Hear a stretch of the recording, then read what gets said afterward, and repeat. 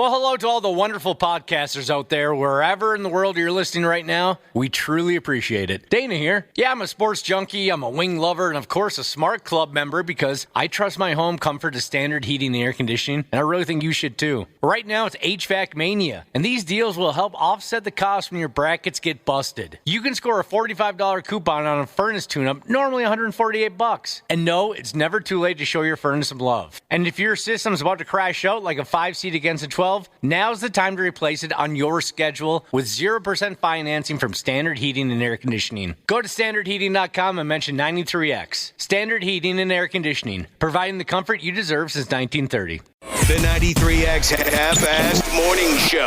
93.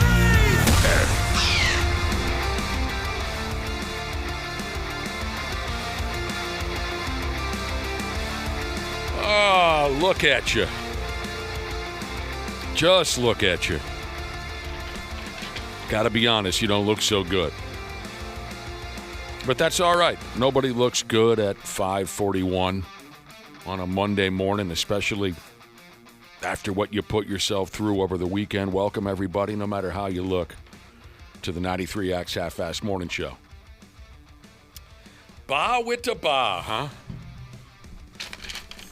We were just talking ba with the ba off air a little, I don't know, last week. A couple weeks ago or something? We were talking about ba. Yeah. I can't remember how that came up. But I don't know. And then it happened right there. I started singing ba with the ba out of nowhere. Last week.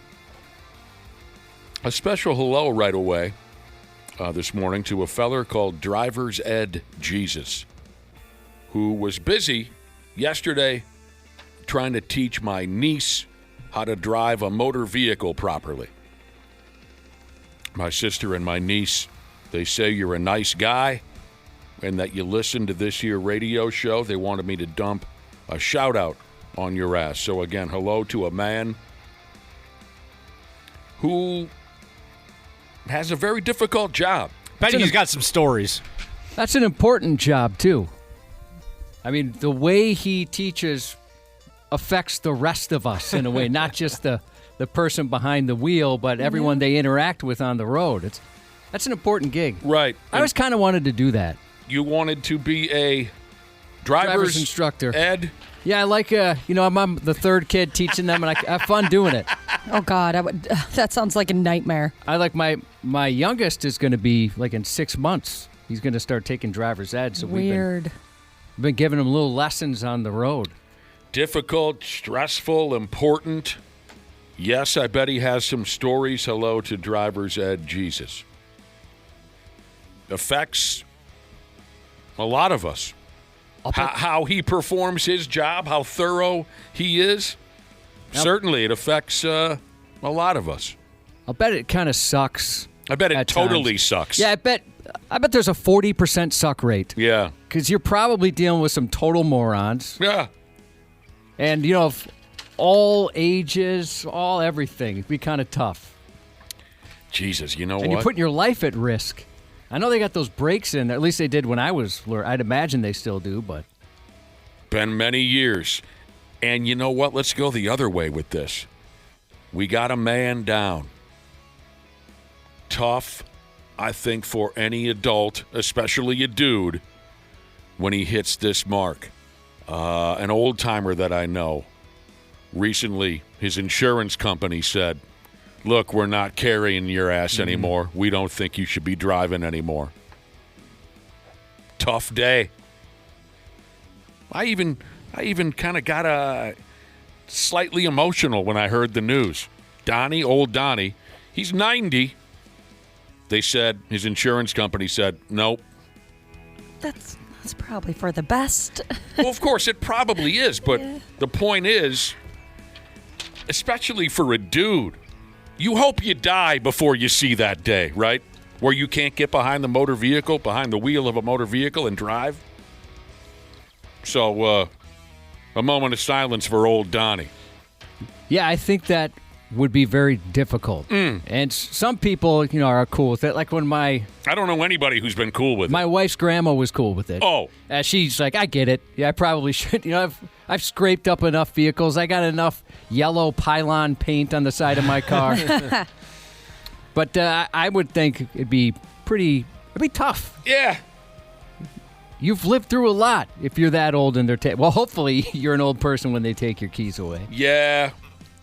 All right. I do feel bad for like the person that whoever. My grandma didn't get a license until I want to say she was in her 50s. Oh, wow. Just never wanted one. Like grew up on a farm. I think she drove on that thing and just never got a license. But she was scared of everything. The freeway, she wouldn't do it. I mean, it was busy streets, stuff like that, and she kind of would freak out. She would have these little panic attacks. Even in an emergency, she'd take the back roads. Oh, it didn't matter. Yeah, she would. I mean, like she wouldn't really go a lot of places even when she got her license because she wouldn't go on a freeway. So whoever had to teach her how to drive, I bet that was a harrowing experience. My grandmother on a lot of patience you need. Oh, I'm sure. My grandmother on my mother's side never drove. She lived to be 95 or 6, never drove a motor vehicle. And that's, I mean, there's taxis, right? But that was way before how easy it is with ride shares and stuff like that. Like now it doesn't seem like it's as big a deal. No, nowadays? Yeah, I mean, if you're living like in some of those huge cities, it seems like a lot of people don't really drive. If you're in the middle of nowhere, it'd be a pain in the ass. But yeah, city people, you can take a cab anywheres. But my grandmother on my mother's side never drove a motor vehicle once in her damn life. Up at the crack of dawn, Jesus said his grandpa was 95, had a close call, just gave up the car keys and said he's done. Made it easy for him. Hey, that takes a lot of balls. That he offered up the keys and said, I'm done? Yeah. That takes a lot of balls. He was self-aware. I hope everyone had a fantastic weekend. If you care, and I wouldn't blame you if you don't, I tried something for the very first time last night, a certain type of live entertainment. Just for laughs, and knowing that we have about, 18 minutes to film. Film isn't the word. 18 minutes to fill. Would any of yous like to guess what I was up to last night? It was a certain type of live entertainment. Never seen anything of the like in my lifetime up until last night. It was the first time I've seen professionals perform live. Did this can I ask a couple questions? Oh, absolutely, Cubby. Was this in Tijuana in perhaps a seedy establishment? Kinky Kelly and the Sexy Stud? I'm sorry? Kinky Kelly and the Sexy Stud? I was more thinking that donkey show I've heard so much about. Is that what you're referencing? Yeah. What is Kinky Carrie and the... Kelly and the Sexy Stud. It's the name of a donkey show from a movie. Oh, yeah? What movie? I don't want to tell you now. Why? Clerks 2. Oh, I didn't see Clerks 2. Oh, it's terrible. Did it hold up to Clerks 1? I loved it. Both of them suck. No, it was not a donkey show. It was an improv comedy show. Good guess. I believe I've seen one of those before. Okay, because I'm guessing you've obviously seen stand-up comedy, but Right. maybe like the improv might have been something that was a little bit different. We went to some of those in high school. Some were. I thought you and I had to go to one of those as part of the radio station. We had to see an improv comedy show. Oh, improv? I don't remember Yeah. the improv. No, it wasn't improv comedy. Some of those would be lights out, how funny they were and how quick they were, and others were, if you suffered from secondhand embarrassment, it was a rough night. Ashley, God, I have no idea. This is hard. Was it the ballet? that's a really good guess. I was thinking some sort of dance or like gymnastics style, You're Cirque du Soleil style. You're warming up. If we're going that route, then like cheerleading, maybe? Cheerleading? Yeah, like cheerleading competitions? No, I don't believe. You like the movies. Oh, sure. Bring It On? Bring It On is one of my Yeah. favorite movies. It's a classic. Josh is very warm. Oh, was it the Circus at the Mall of America? No, wow, the Circus is in town? I thought so. Or is Yeah, that this week? I don't know. All I know is that they were like, hey, there's a tent up here. I Okay. thought, that's yeah, cool. I drove by that the other day. Oh, sweet. When they were setting that thing up. It was musical. Orchestra Hall. Oh, go ahead. I'm going to ring it because that's close enough. We went there a couple times. What? I'm going to ring it because that's close enough. Okay. No, first off, hang on a second. The circus is or is not in town? It looks like it is. And they're performing at the Mall of America? In the parking lot. I don't know if this is an every year thing or it seems like it happens quite often. No, it happens once a year, I think. Really? Yeah. Full-on circus, a tent, elephants, trapeze? I've actually never gone. I don't know if they have, what kind of animals they have. I had no idea that the circus came to town once a year and they set up in the parking lot at the Mall of America. That's fascinating. Last time I went to a circus, I vomited all over the adult in front of me. Oh, you ate too much. Like cotton candy and peanuts and whatnot? I don't remember what it was that I ate, but I was enjoying the hell out of the circus. This has got to be 1977 or something. And I don't remember where we were at, but I just remember blowing my lunch dinner all over some sorry sumbitch sitting in front of me. I was so sick. It probably was candy and thing. I haven't been back to the circus since. Okay. I've been to a Cirque du Soleil, and I left at halftime. Wasn't because you were too stoned?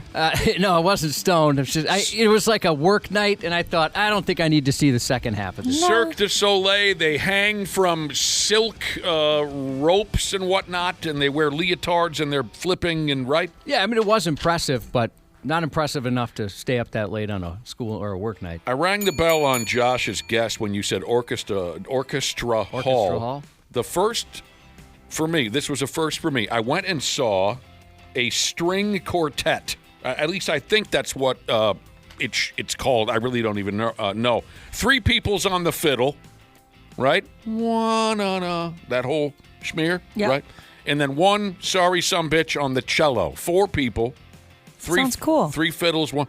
It was something my wife found online. We went downtown last night to a fancy schmancy hotel. The name of the hotel escapes me now. But this quartet put on that string-type music. They played all Beatles and Queen. Oh, really? Yeah. Yeah, there's some of those, what are they, the something cellos? Those two guys, I think it's two guys, that run around and play nothing but like Tool and some heavy metal stuff. See, maybe this is the same group. I think it's just two guys, the something cellos. Anyway, this group, I think their name is, maybe you've heard of them, or you could look them up if you like. I think it's called Candlelight something or another. No. They go town to town, and they do the music of Tool on string instruments. They'll do 80s rock. They'll do, who do you younger people get into? Drake. They like Drake and the other guy who he's feuding with. Kendrick Lamar. Do they really? Taylor Swift. Oh, I thought you were saying this string quartet. Oh, no, you said who do young people like? Yeah, but I was thinking of the gal who sells out stadiums everywhere now. Yeah, Taylor Swift. They'll do all Taylor Swift music. Looks like they do Adele, too. This is really cool. If I have the correct people, so there's like an obnoxious amount of Candles, yeah. Yes. Cool. They will do 90s hip-hop. All, not that I mean, there was the Humpty Dance and there was I Got a Man. Those are the only 90s hip-hop songs that I've ever paid attention to. Right, so the group I was talking about that's got the two people who play the cello, yes. It's called Two Cellos. Simple enough. That's the name of the group. People are mentioning Apocalyptica as another group. So this looks so awesome, actually. It was pretty cool. I think like my favorite part would be just sitting there and like watching the candles and waiting for one to like tip over. Come on, fire! There's so many of them. I don't think the candles were real, all of them. I think they were the little battery operated ones. Oh, that would make sense because it looks like there's hundreds and hundreds of them. You don't want to kill 500 people in one pump at the live show because the candles tipped over. You don't want to kill everyone in a terrible fire. So. I mean, when I picture your Sunday night, this is exactly what I picture. Right. You can get a private concert. I suppose that would cost you a few bucks. Well, here's the thing. Here's the thing is I knew every single song that they played. That certainly played a role in my attendance. I wouldn't go see the Tool version of this because I don't know a hell of a lot of Tool songs. Sorry if that butt hurts anybody. I wouldn't go to the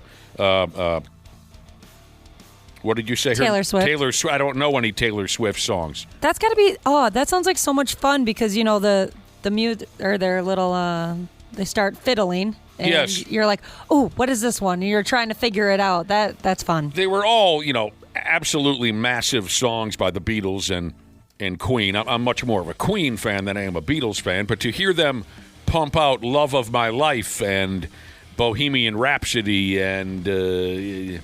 What you're describing, Ashley, reminds me of watching Westworld. I never finished the series, but on HBO, I think, where all of a sudden you'd hear like an old-timey piano playing a song and wonder, is that Black Hole Sun from Soundgarden? They'd play kind of some more, well, I don't even know if you can call that a modern song, but certainly compared to the setting of the show. I love that kind of stuff. It is cool. Did you have to dress up for an event like this? I'm No. Googling, it looks pretty fancy. No, you could wear whatever you wanted. I wore a pair of blue jeans. How long was this? 1 hour. Oh, that's perfect. Yeah. That's all you need. Beautiful. They serve beer? Yeah. Perfect. Yeah. Did any of you ever take up a string instrument as a young person? No, I did Outside of choir guitar. instead. Oh, yeah, guitars. I didn't even put... the ones that you play with a... No, a bow or whatever? bow. Like a violin or... Yeah. Nope. No, Never that even was- held one. That was considered, at least when I went through middle school, like pretty lame. Seeing those musicians play that fiddle, I kind of wish I would have taken it up. Me because, too. as you might imagine, Josh, with them playing some Brian May from Queen on the fiddle, they had to do a little bit of fingering. Yeah. Similar to the guitar in that... so there I've you always go. been impressed with those instruments. I knocked that one out. Like, I bet the people who play the violin can shred. Oh, I guess bet, yeah. we learned that from Revenge of the Nerds. Oh, When right. they put their band together. Right. This gal, one of the gals last night was doing some shredding on the fretboard. Is that what you call it? Well, I guess I'm assuming that's what they'd call it on a violin. I don't know.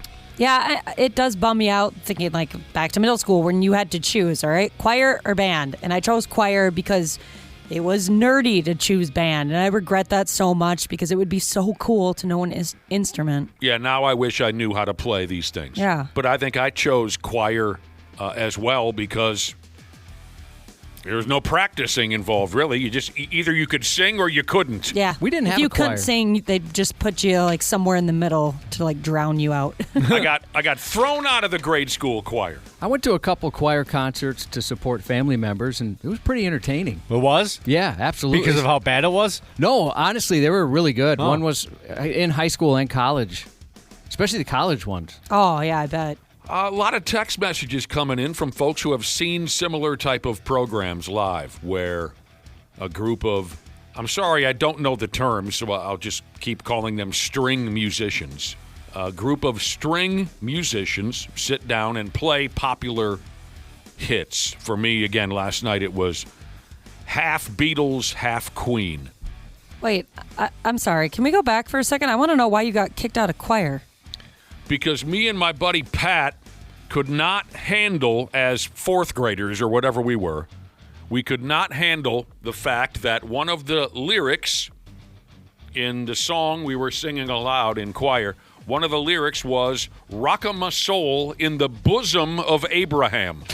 And the fact that bosom referred to a big set of jugs, if you're a perverted fourth grader, we couldn't sing it, we couldn't stop laughing, and so Pat and I were thrown out of choir, never to return.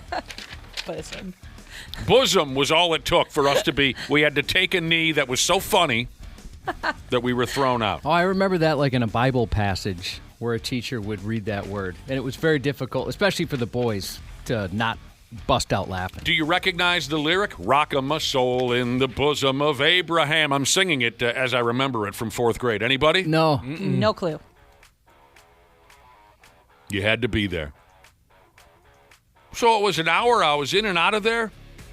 And I have to say that I would probably do it again if, in fact, I know the songs. Like if they had a Kiss or AC/DC or Van Halen version of this, I would absolutely buy a ticket. Country Girl Kind of Redneck, she just said that we should check out the Minnesota Orchestra movie series. I've heard about those. Like where they play that Star Trek or Star Wars soundtrack and stuff like that. Heard they're very good. What a What a cultured crowd we have. Many, many text messages coming in saying they've been to that type of show or they'd like to go see that type of show. Particularly, credit to the group last night, if for some ungodly reason they're listening. They absolutely nailed Under Pressure by Queen last night. Nailed it. Any singing at all? Nope. Just the instruments? Just those damned fiddles and that cello. That's cool. But now, I got to get back to this circus. Was there a chance in the same week I might have the opportunity to see a string quartet and the by-damn circus? Yeah, it probably goes through the weekend. Let me see. Like I said, I haven't been to one of those since 1977. Goes through the 19th. The Royal Canadian International Circus. Canadians.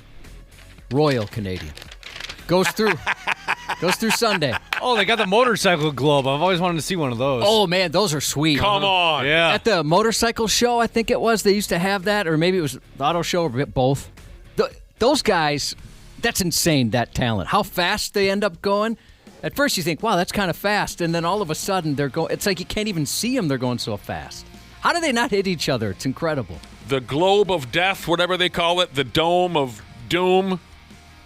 They have that in Royal Canada? Incredible. I only ever saw that gimmick. Okay, that seals it. One or two of us have to go to this circus before they move it back to Canada. Oh. If they've got the Dome of Death. The one time I saw that pig was at the State Fair in the Midway. I know some of you are going to go, huh? Because usually, especially back in the day, what you saw in the Midway was garbage. You know, the games are garbage. The shows are garbage because they're just trying to give you a quick, cheap thrill and take your money and get you the hell out of there, right? I'm not shocking anybody by saying the Midway can be a little bit of a shady scam, am I? But one morning, Big Al and I think, were the first two swinging Ds to walk through the gate at the fair. We went down the Midway as soon as it opened, and we see this cage, this circular cage, and it says, Uncle Frank and his death-defying dome riders. And Big Al and I, you had to walk up a set of stairs, so you're above the dome, right? And down there, sitting in the dome, is about a 45-year-old guy and a couple of 13-year-old kids. One of the 13-year-old kids, I believe, was smoking a cigarette. And we said, hey, go ahead. We paid our money. And they said, oh, well, it's showtime already? We were the first two guys there. And they got on their motorbikes, and like Josh was describing, next thing you know, those two 13-year-old kids were going about 111 miles an hour, somehow narrowly missing each other as they spin. And the old man that I was mentioned a minute ago, he's just on the outside of the cage looking at it like it was nothing, It was obviously not new to him. It was new to us. Al and I couldn't believe our eyes. That's badass. I think we even said to the guys, what the hell are you doing here? Surrounded by all these scams. You guys should be doing a world tour charging $200 a ticket to see this. It was free on the Midway. I couldn't believe it. Now, it was the only time I think they appeared there. Maybe because they took our advice and said, yeah, what are we doing here? And I never saw them again, but it was an incredible show. They got that going at the Canadian Royal Circus. They got a dude getting shot out of a cannon, which is awesome. Those big, hamster wheels? Yeah. There's the ones that they spin up in the sky. There's a dude, jump roping on one of those as it spins around. I don't know the hamster wheel, but it sounds fun. They got dancing ladies. They got... I don't see any clowns or animals. Dancing ladies? Let's see. They got a strong man. You got a strong man. Do they got a guy that's going to come out and pump out some squats for us? Sounds like it, yeah. Dude. Well, that's very exciting. I didn't hear word one about this. Looks like there's a show every night, and then Friday, Saturday, and Sunday you got a couple of options, 2 shows. Oh, yeah. This is the circus? Yep. Okay, here's the Perv Printer. I forgot this element of the Globe of Death. The Perv Printer has texted in. And he said, yeah, and I remember Al and I doing this when we saw the show. you can hold a dollar bill above the globe of death, right? And when that 13-year-old kid with a cigarette in his mouth, when he whips by on his motorbike going 111, he'll grab that dollar out of your hand. Oh, cool. I haven't seen that. Yeah, you're right. Single and Looking Jesus said they usually have the Dome of Doom at Elko about twice a season. Oh, cool. I don't know if they're messing with me, but somebody else said they had it at the Renaissance Fair one year. Well, that wouldn't be allowed, right? That doesn't seem right, but I'm not going to. They act like they use horses. Right. What do you call it? The Renaissance Festival wouldn't allow that. Everything is everything is 1635 over there, right? IT Systems Jesus said they have it at the Renaissance Fair every year. What? I haven't gone in a couple of years, but I've never seen it there. I have never seen that or heard of it. Interesting. I must go on the wrong weekend. Fair enough. High Hopes McGee has texted in to tell us that elephants are illegal in the circus in the United States nowadays. Yeah, That's good. I've heard something like that. I guess I didn't know how real it was. Because of the terrible beatings that they received over Probably. the year? Oh, the terrible beatings. All right, well, there you go. She's a Monday morning.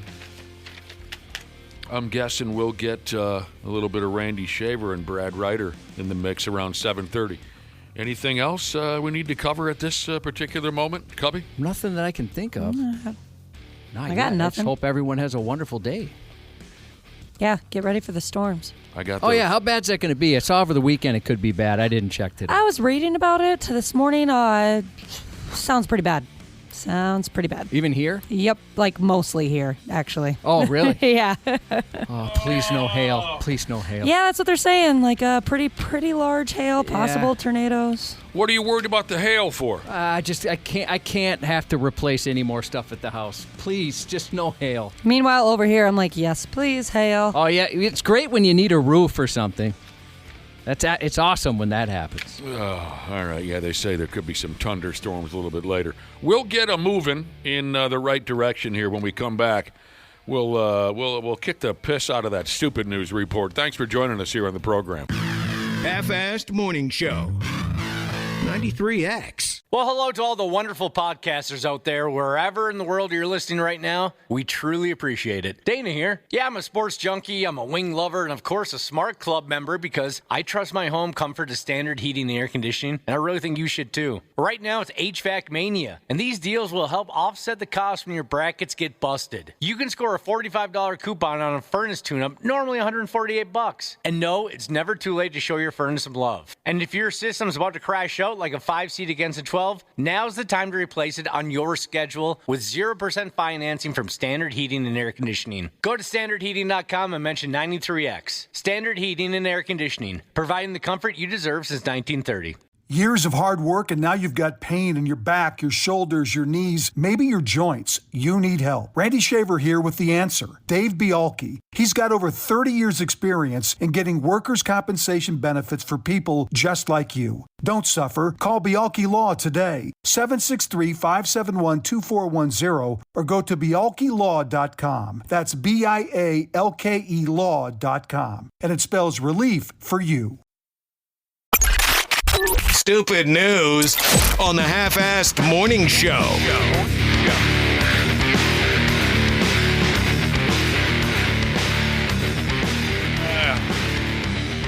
You know what old Cubby was telling us a few minutes ago? The circus is in town. The damn circus. He says it's over there at the Mall Plus America out in the parking lot. I didn't hear Dick Tracy about this. Haven't been to one of those. Haven't been to a circus since I was a tiny little kid.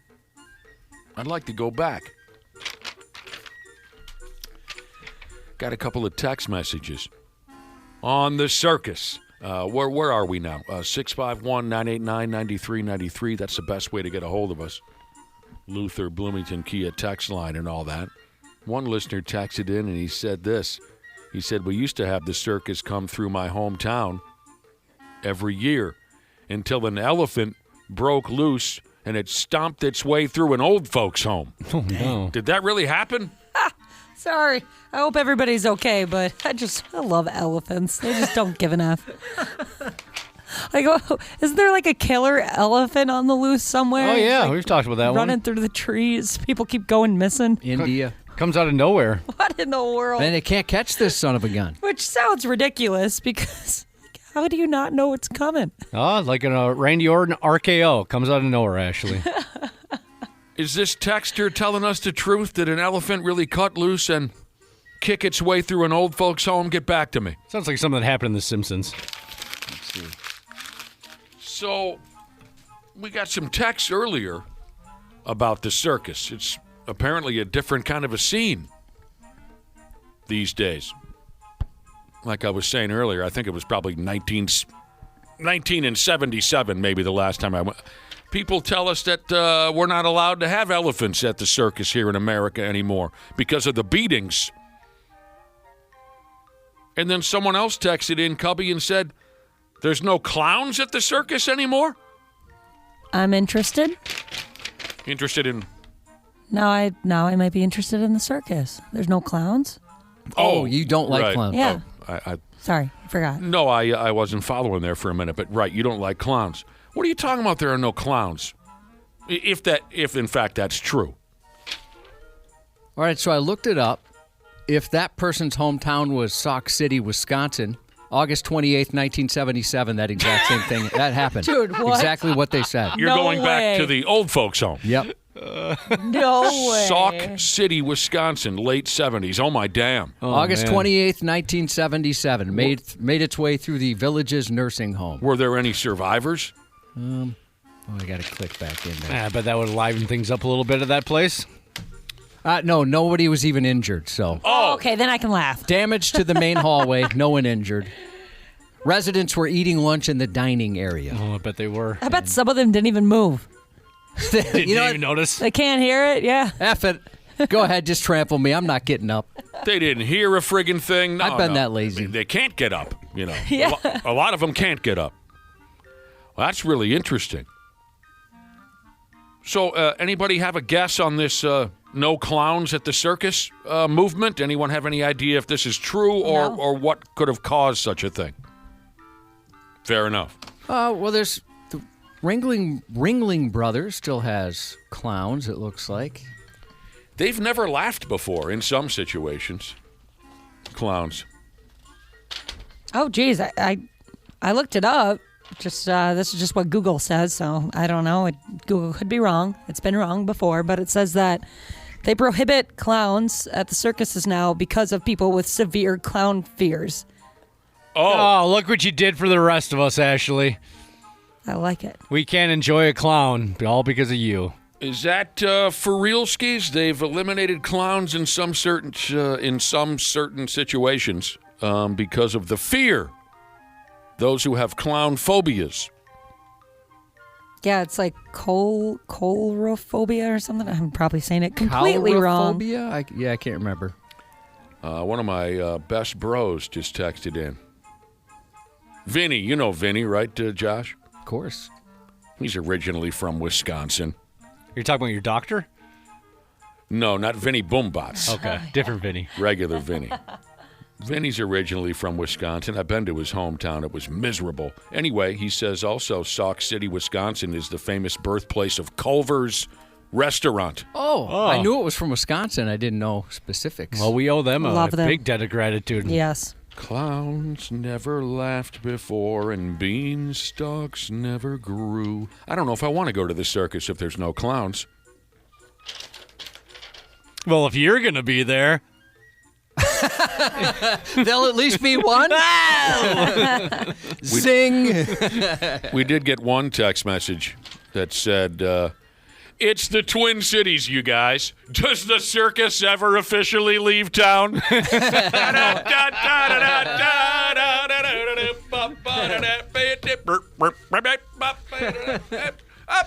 fun.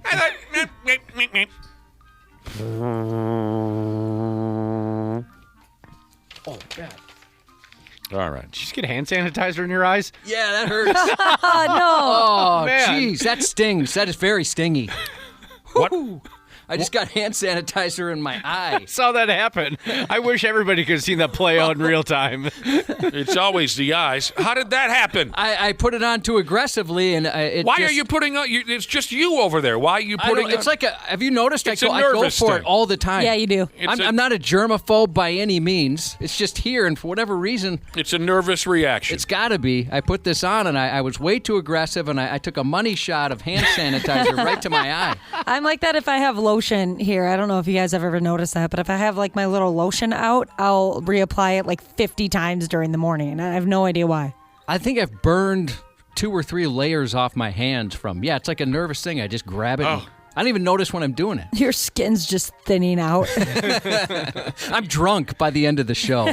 You know what else you do when you're nervous? What's that? You palm your forehead. Oh, do I really? Yes. Like this. You see what I'm doing? I'm going to have to pay attention. I've noticed him do that before, but I haven't noticed that it's when he's nervous. Do you see how you are? Oh, yeah, I definitely know I do that. Yeah, you palm your forehead. Another listener has texted in now. We were talking about the circus coming to town, killer elephants, the lack of clowns at today's circus. A listener says, in the early 90s in Hawaii, an elephant by the name of Peanut broke free and went mental. Doesn't mention the death toll. But Peanut the elephant stomped his way through Hawaii in the early 90s. All right. Now, none of us would expect, tell me if I'm wrong, none of us would expect that the drunkest guy in town would be the guy who manages an alcohol-free bar. But, you know, there's all types out there, Cubby. And you got to remember, people do stuff. Chicks are most likely to do stuff because, why, Josh? I've heard you say chicks are shady. Because they're shady. And they do stuff. Right. Chicks are the most likely culprit when it comes to doing stuff because they're shady. But people in general will do stuff. There's a bar in completely pointless Scotland. There's a bar called Sober, S-O-B-R. Jesus, they were so hopelessly drunk when they opened the joint that they couldn't spell it. Well, that's how you know it's fancy. You know, if you leave one or all the vowels out, it's a fancy place. Just like if you go into a restaurant and it's very dim, you know it's going to be fancy and expensive.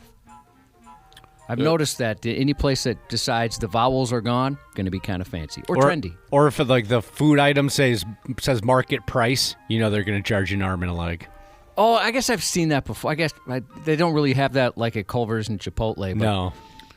like place with real napkins and whatnot. Right. The few times in my life I've been to a place like that, I've noticed it. A bar in Scotland called Sober, S-O-B-R. Oh, yeah, now that you bring it up, Josh, the last time I walked into a joint that had an alternative spelling to try to, grab your attention, it was kind of fancy. And I think I even said to myself, wow, this place is fancy schmancy. But you know what kind of altered my perception of the joint? They even had an elevator that went from the ground floor. Second floor was for dancing and carrying on. The third floor, I think there was like a patio up on the top of the building where folks could sit out and have dinner, right? I thought of it as fancy until I tried to get on the elevator. Well, I did get on the elevator. When I walked on, someone was getting fingered Whoa.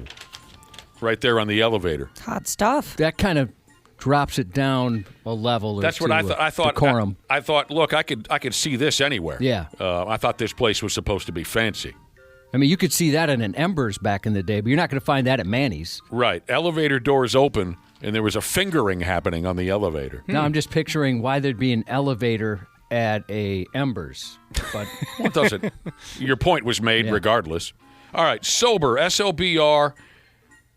They don't serve a lick of alcohol in the joint. No beer, no hooch, no wine, no nothing. It's like hanging out at Cubby's house. So this here joint, again, Sober, they created it for, quote, those who love the energy of a great night out without the overhang that follows. No alcohol at all.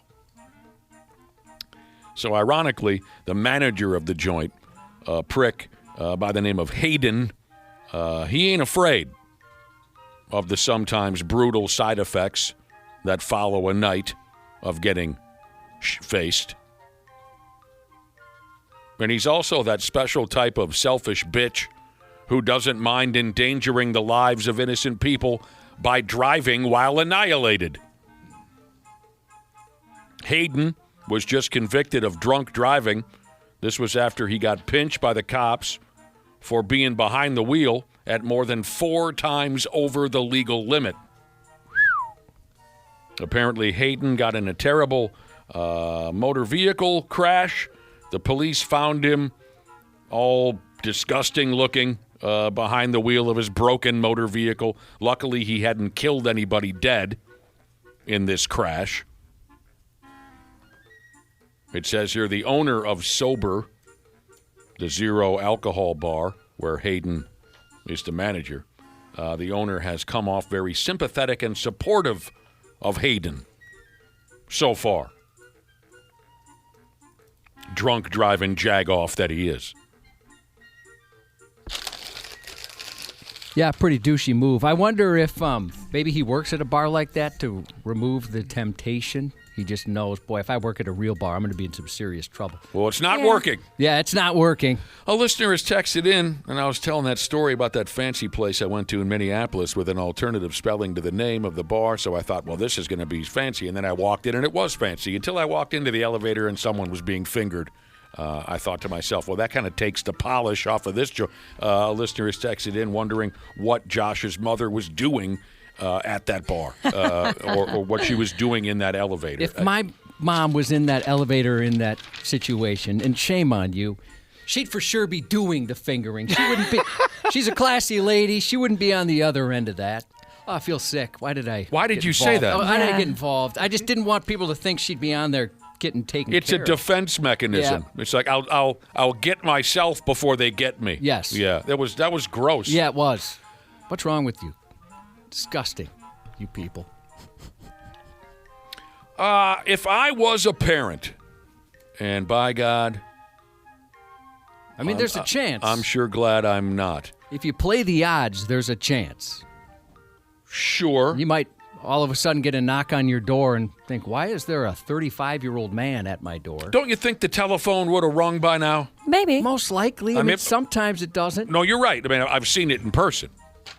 I've been at the home of I'm much older than this guy.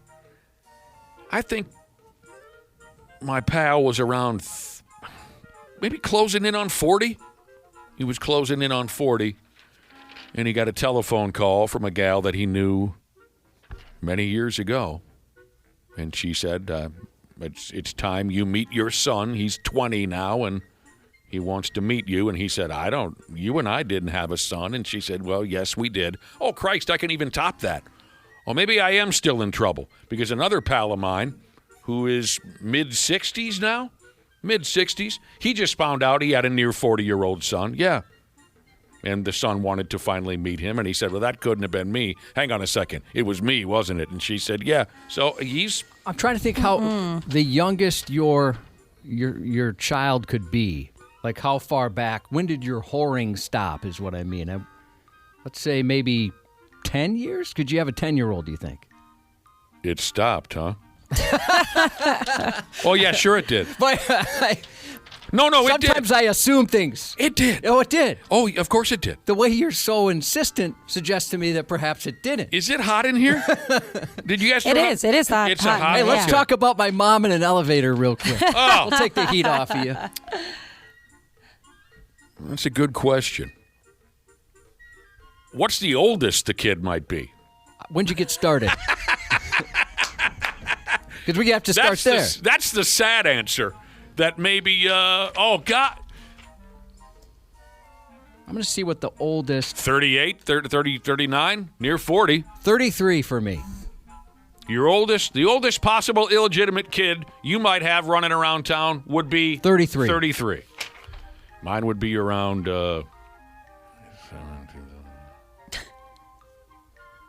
closing in on 40. Is that possible?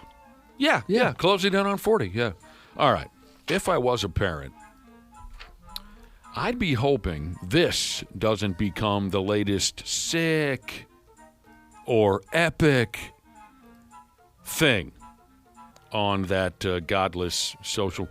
Because if it does, I'd be expecting to see my teenage kid in the emergency room fairly quickly if this trend catches on with the young people down in the repulsive far southeastern portion of our country.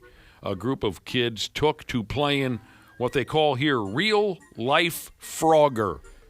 I can see the appeal. Boy, did I love that game. Anybody here play Crossy Road?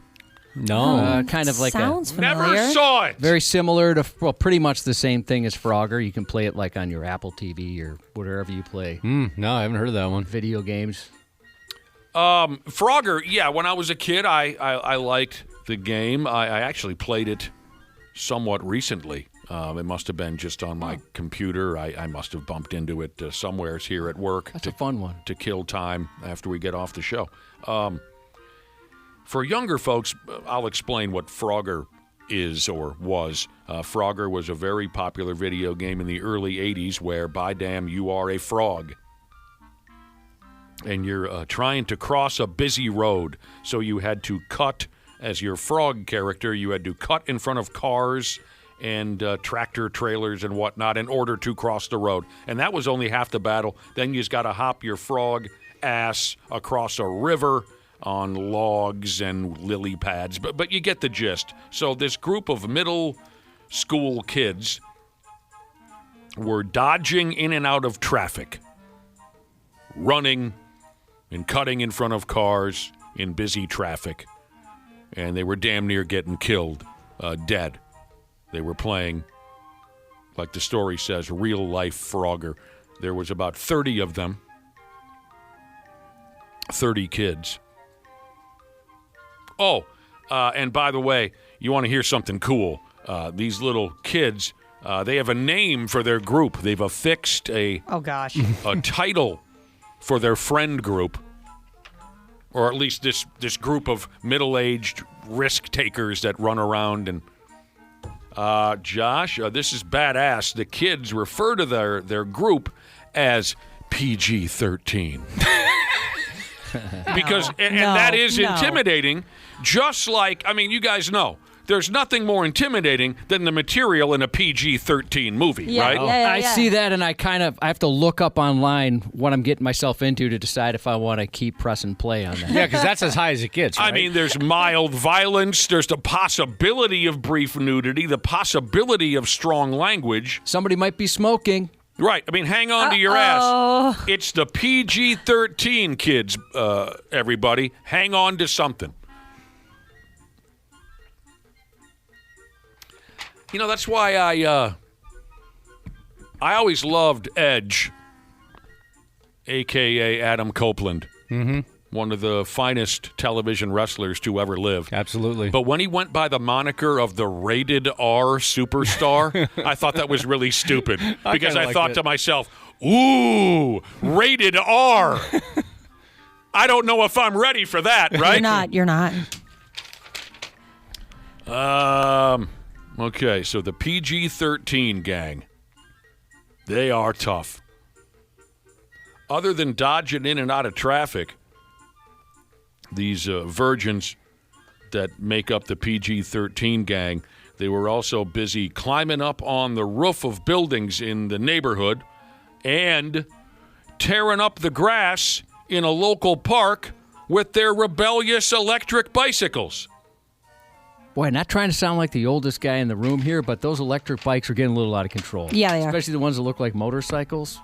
Saw some, like, I'm going to guess 9-year-old girls, 2 to a bike yesterday, hauling ass.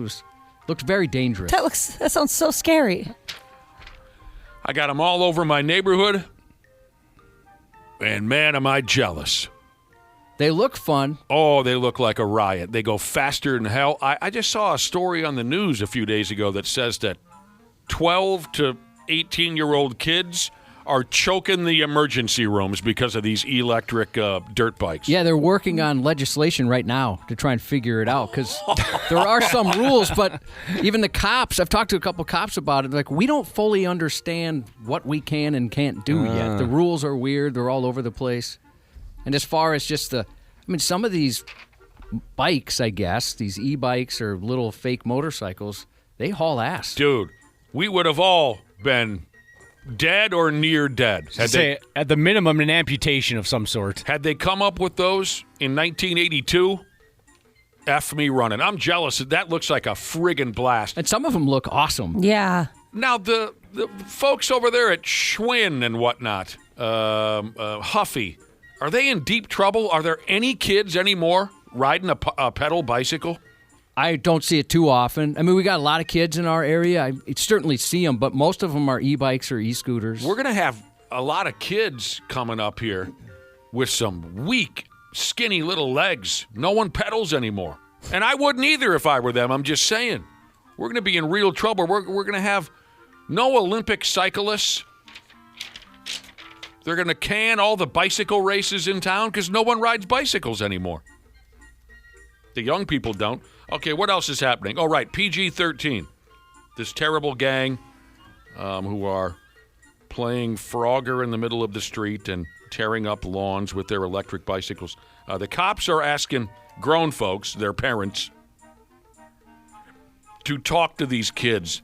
The cops are more or less saying, if you don't straighten these little puke bags out, we will, and you won't like the way we do it. Because this is how we do it, they said. It is true. I mean, those e-bikes aren't cheap, right? Like, I guess I haven't. I have no idea. I don't believe so. Regular bikes can be expensive. Oh, wait a minute. I do have an idea. I thought you had two of them. Oh, right. But I was. I do, but I was thinking too specifically about the fake dirt bikes. I've never purchased one of those. But yeah, I'm going to guess $3,000. I'm just a guess. Man. $2,000. My friend had like one of those electric scooters when we were in middle school, and I mean it barely. Well, I didn't know it didn't go fast at all, but we almost died on that thing. I didn't know they were a thing when you were in junior high. Yeah. It didn't go fast, but you almost died? Yeah, just because like we would mess around on them like crazy. But like that was her having that was like, whoa, your parents got money. Yeah, I mean, I guess we had one of those e-scooters. I think it was like $140, but it didn't go very fast. Oh, that's not bad. Kids today, it's nothing but e-bikes, AI, and Dubai chocolate. That's all it is anymore. Dubai chocolate. Yeah, gosh, that is so hot. They either do or they don't buy chocolate? Yeah, well, they don't. Usually a parent does. We do buy. They do eat. Where you going, kid? I'm going to do buy me some chocolate. Back to the pedal bikes. The closest I ever came to death on a pedal bike. This is the dumbest damn thing in the whole world. It was just, we were probably 13. And, I was having one of those nights where I wanted to prove that I was fearless. And that didn't happen very often. I usually let my friends take all the chances. I was rarely the guy that said, hey, watch this. I had plenty of pals for that. But on this night, I must have been in a pissed-off mood, like a rebellious mood, if you can even hang that title on a 13-year-old kid. But I'm on my little, what did they call them back in the day? Like a Scorpion, Josh, or a Black Diamond? My dirt bike, right? My pedal bike. Weren't those popular brands, Scorpion? I don't remember Scorpion. Really? Yeah. The pedal dirt bike? Yeah, I don't remember. God, I thought those were wildly popular. Anyway, I'm on my pedal dirt bike. We're riding on the sidewalk along a busy road. It's nighttime. And I thought, well, I'm going to thrill my friends by riding into traffic until the last second, and then I will cut off to the sidewalk again. So I remember rushing, cutting hard into oncoming traffic, and I'm pedaling as hard as I can towards oncoming traffic.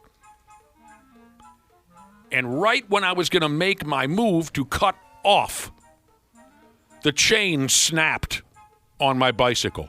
And I went into a wicked death wobble. Yeah. Somehow I saved it, and I was able to cut to the right. Had I not been able to gather myself, it would have been pump, pump, and that's it. Why I friggin' decided to do that? I remember in third grade, we were on our bikes. When we were little, basically my parents would open the door in the morning. You'd be on your bikes till lunch, leave again till dinner, that kind of thing. Yep. And I would see adults ride in the street, and I always thought, wow, that's really cool. I want to try that out. And so in third grade, it's so stupid. And I realized it afterwards how dumb it was. Obviously, I almost died. I was in the right lane there, and there's somebody in the left car. Light turned green, I turned right in front of them. Oh, no. Like I thought, because I wanted to make a left. Oh, yeah. Oh my Turned gosh. right in front of the guy. Thank goodness they were a good enough driver not to run over a moron. I learned my lesson. I thought, what a dope. Even in third grade, I thought that was so stupid. All right. Got a story here about a gal who got terrible sick. I mean, she got terrible, awful sick. She comes from Greece, don't you know? Total nightmare out that way, Greece. This friggin' situation all began, the gal, she found herself hanging out with some sheep. I think she was working outdoors, met some sheep along the way, it doesn't matter. But she found herself hanging around some sheep. After crossing paths with that pack of sheep, she said she noticed an assload of flies swarming around her face. Oh, gosh, that makes me irrationally so angry. Like her face was a doo-doo pie. Get away There from were me. flies everywhere. Those gnats can get kind of aggressive, too, and they'll really team up on you. God, yeah. Fast forward a week later, her sinuses were going mental. And then comes the coughing. Okay? Despite all that, this Greek gal wasn't too concerned overall until the incident. One day, she sneezed out a worm. Oh! She sneezed out a worm. That's So- not supposed to happen, right? I don't think so. Typically not, no. That prompted a trip to the doctor's office, and the doctors did not find good things. They pulled. What did she sneeze out? She sneezed out a worm. A what? A worm.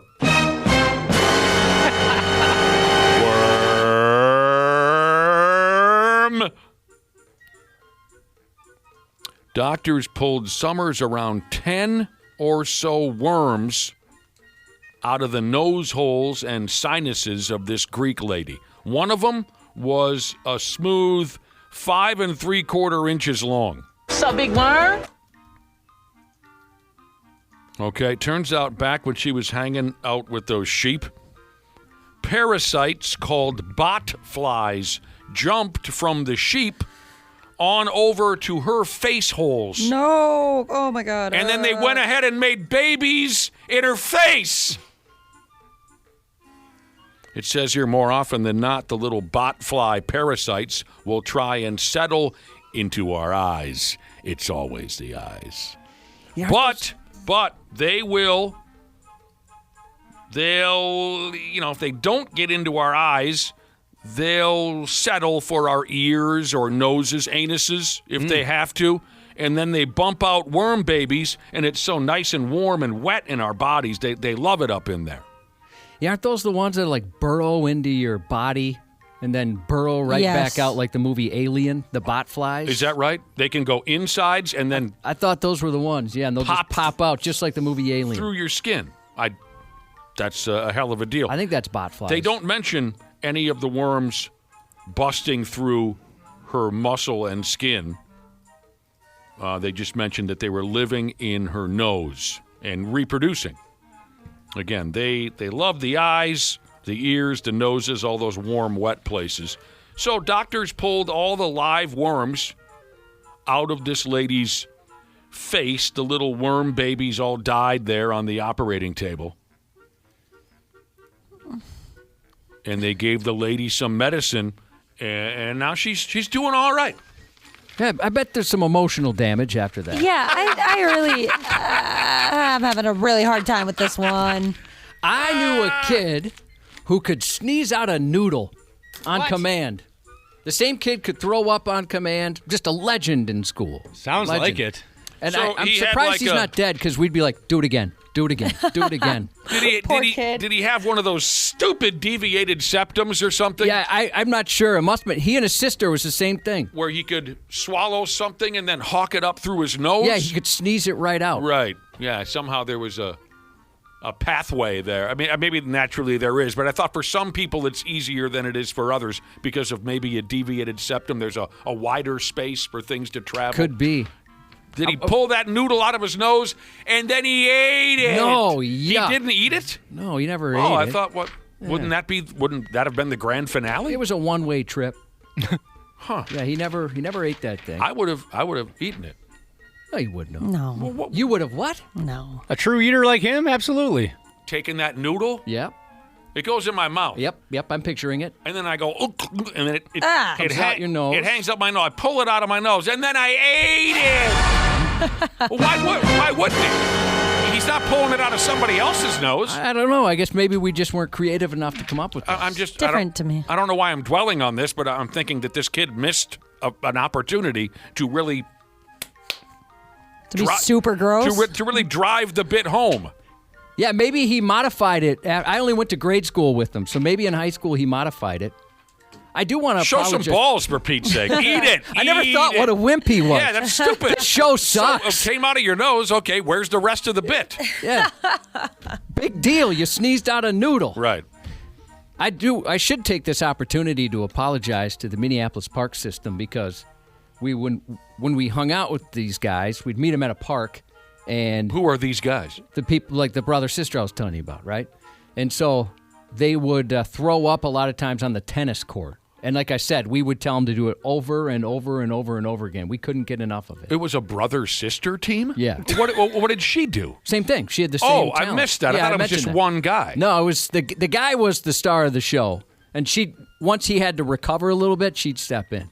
She would also swallow things and then spray it out of her nose? Yep, she could throw up on command. Same deal. Same talent. Jeez. Talented family. That's crazy. Anybody ever, kiss her?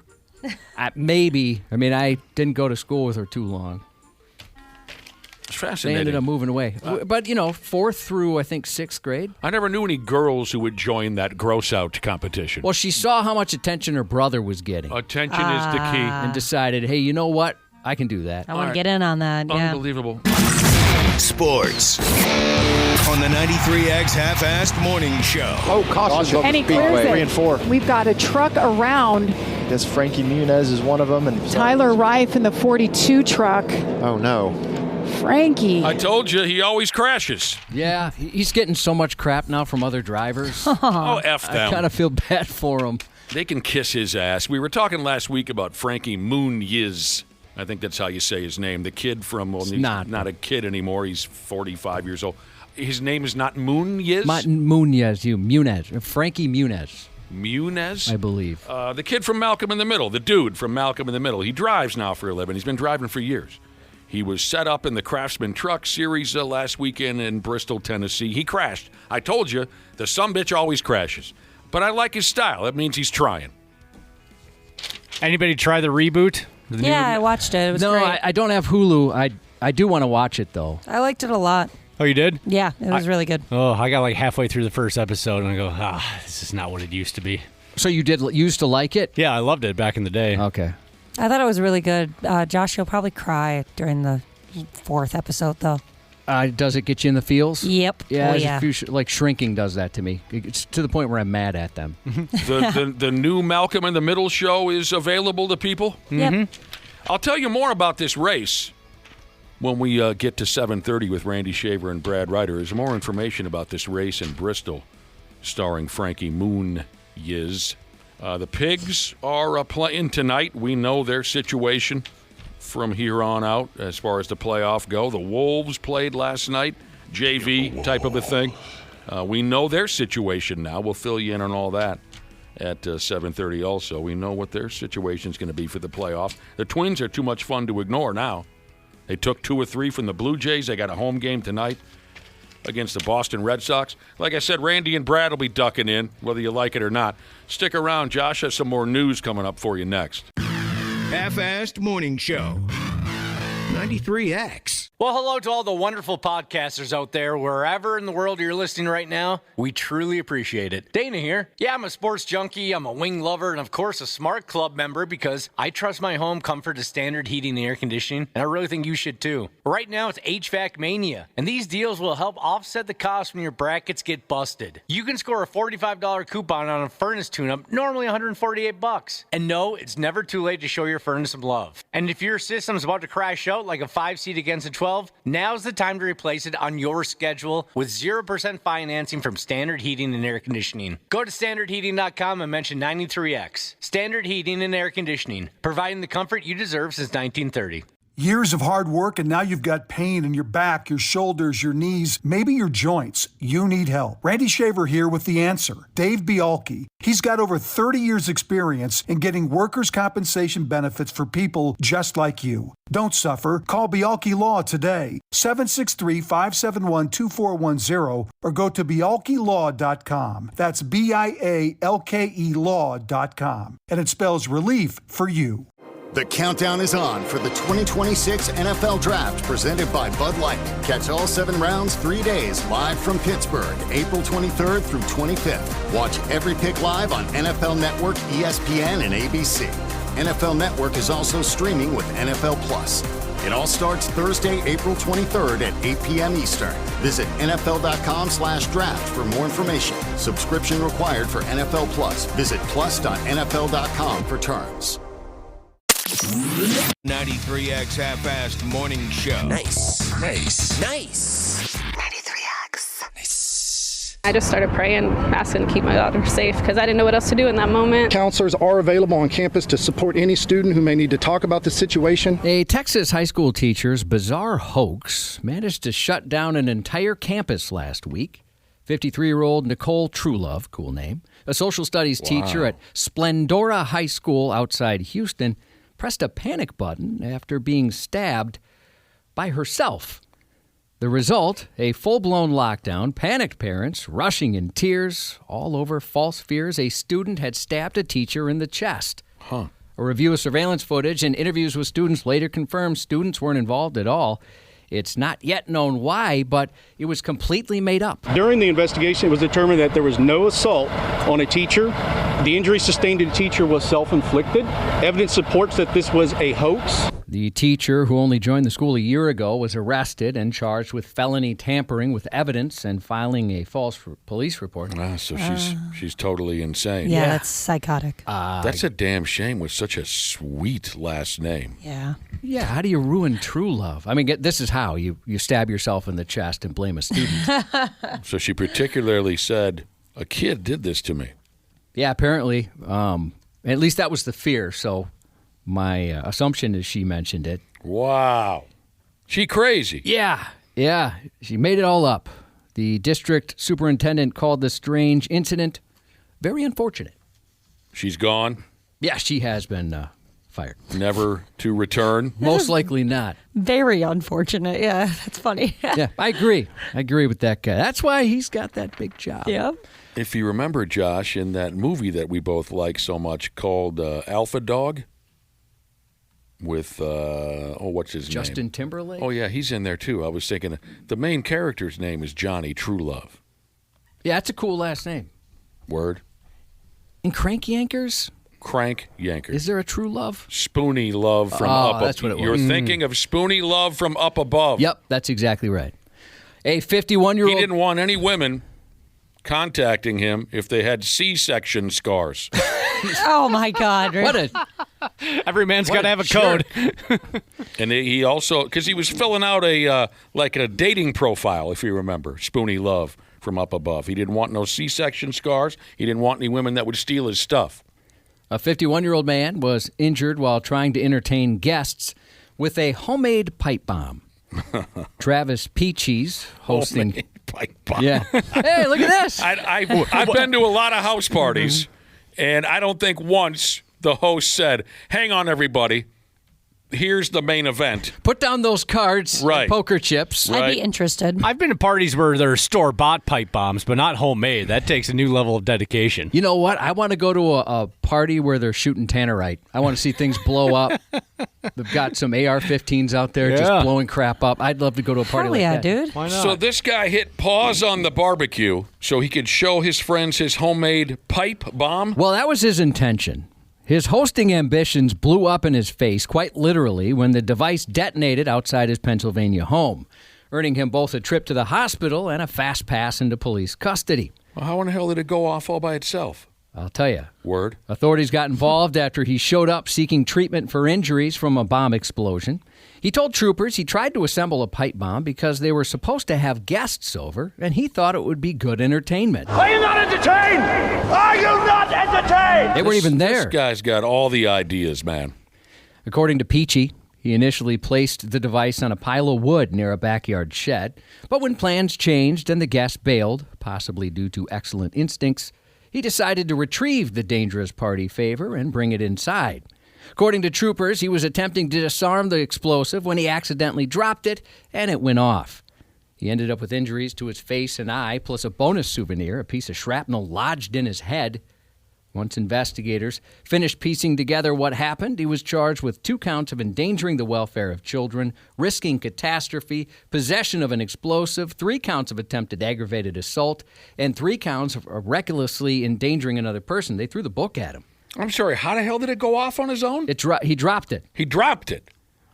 On the bright side, he's expected to be okay. On the less bright side, he's being called an idiot. Yeah, I would have to agree with that. For the foreseeable future. Yep, he's not getting much sympathy from folks in town. Well, I told you before, one of my friends who has been incarcerated for decades now and will remain there for the rest of his life, one of my pals growing up made a homemade bomb. And fortunate for all of us, it went nowhere. He didn't make it correctly. We had a kid in the neighborhood who did that. I don't know if they really worked or not, but he set it off.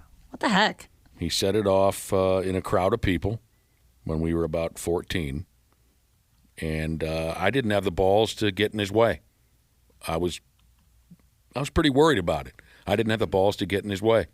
Luckily, it kind of, when the bomb went off, he made it out of firecrackers. And I mean, he's a 14-year-old kid, so not the brightest sumbitch ever. He wrapped it all in like old paper bags, like grocery bags, wrapped it tightly with duct tape. And when it went off, it was kind of like, you some of you have babies and whatnot. It was kind of like if you step on a talcum powder bottle, or if you squeeze a talcum powder bottle, where it just... Oh, baby powder. What did I say? The talcum powder. Yeah, baby powder. Baby powder. I was like, that's what I meant to say. Where there was just a cloud. There was a cloud kind of blew outwards, and that was it. Yeah. He failed, thankfully. Terrifying. Yeah. Authorities said a person was injured after a car exploded on a Virginia freeway last week. Emergency personnel responded Thursday morning to reports of a vehicle explosion. They probably already make a warning label for this, but information suggests the fire was related to a propane tank inside the car. As Hank Hill might put it, that boy ain't right. Authorities said the driver was transported to an area hospital with non-life-threatening injuries. That car got pretty worked over. Amazing. The person wasn't hurt worse. The propane tank, huh? Just last week, we talked about a man pulled over with a bumper sticker reading, "Sorry, officer, I thought you wanted to race."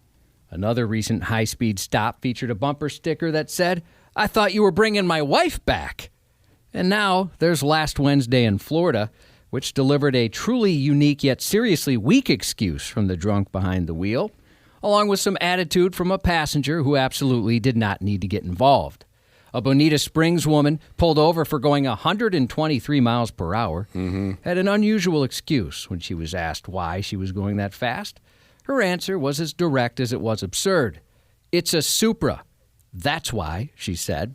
As the deputy questioned the excuse for the blistering speed of the sporty Toyota, the passenger jumped in for some reason, pushing back and insisting they weren't going that fast.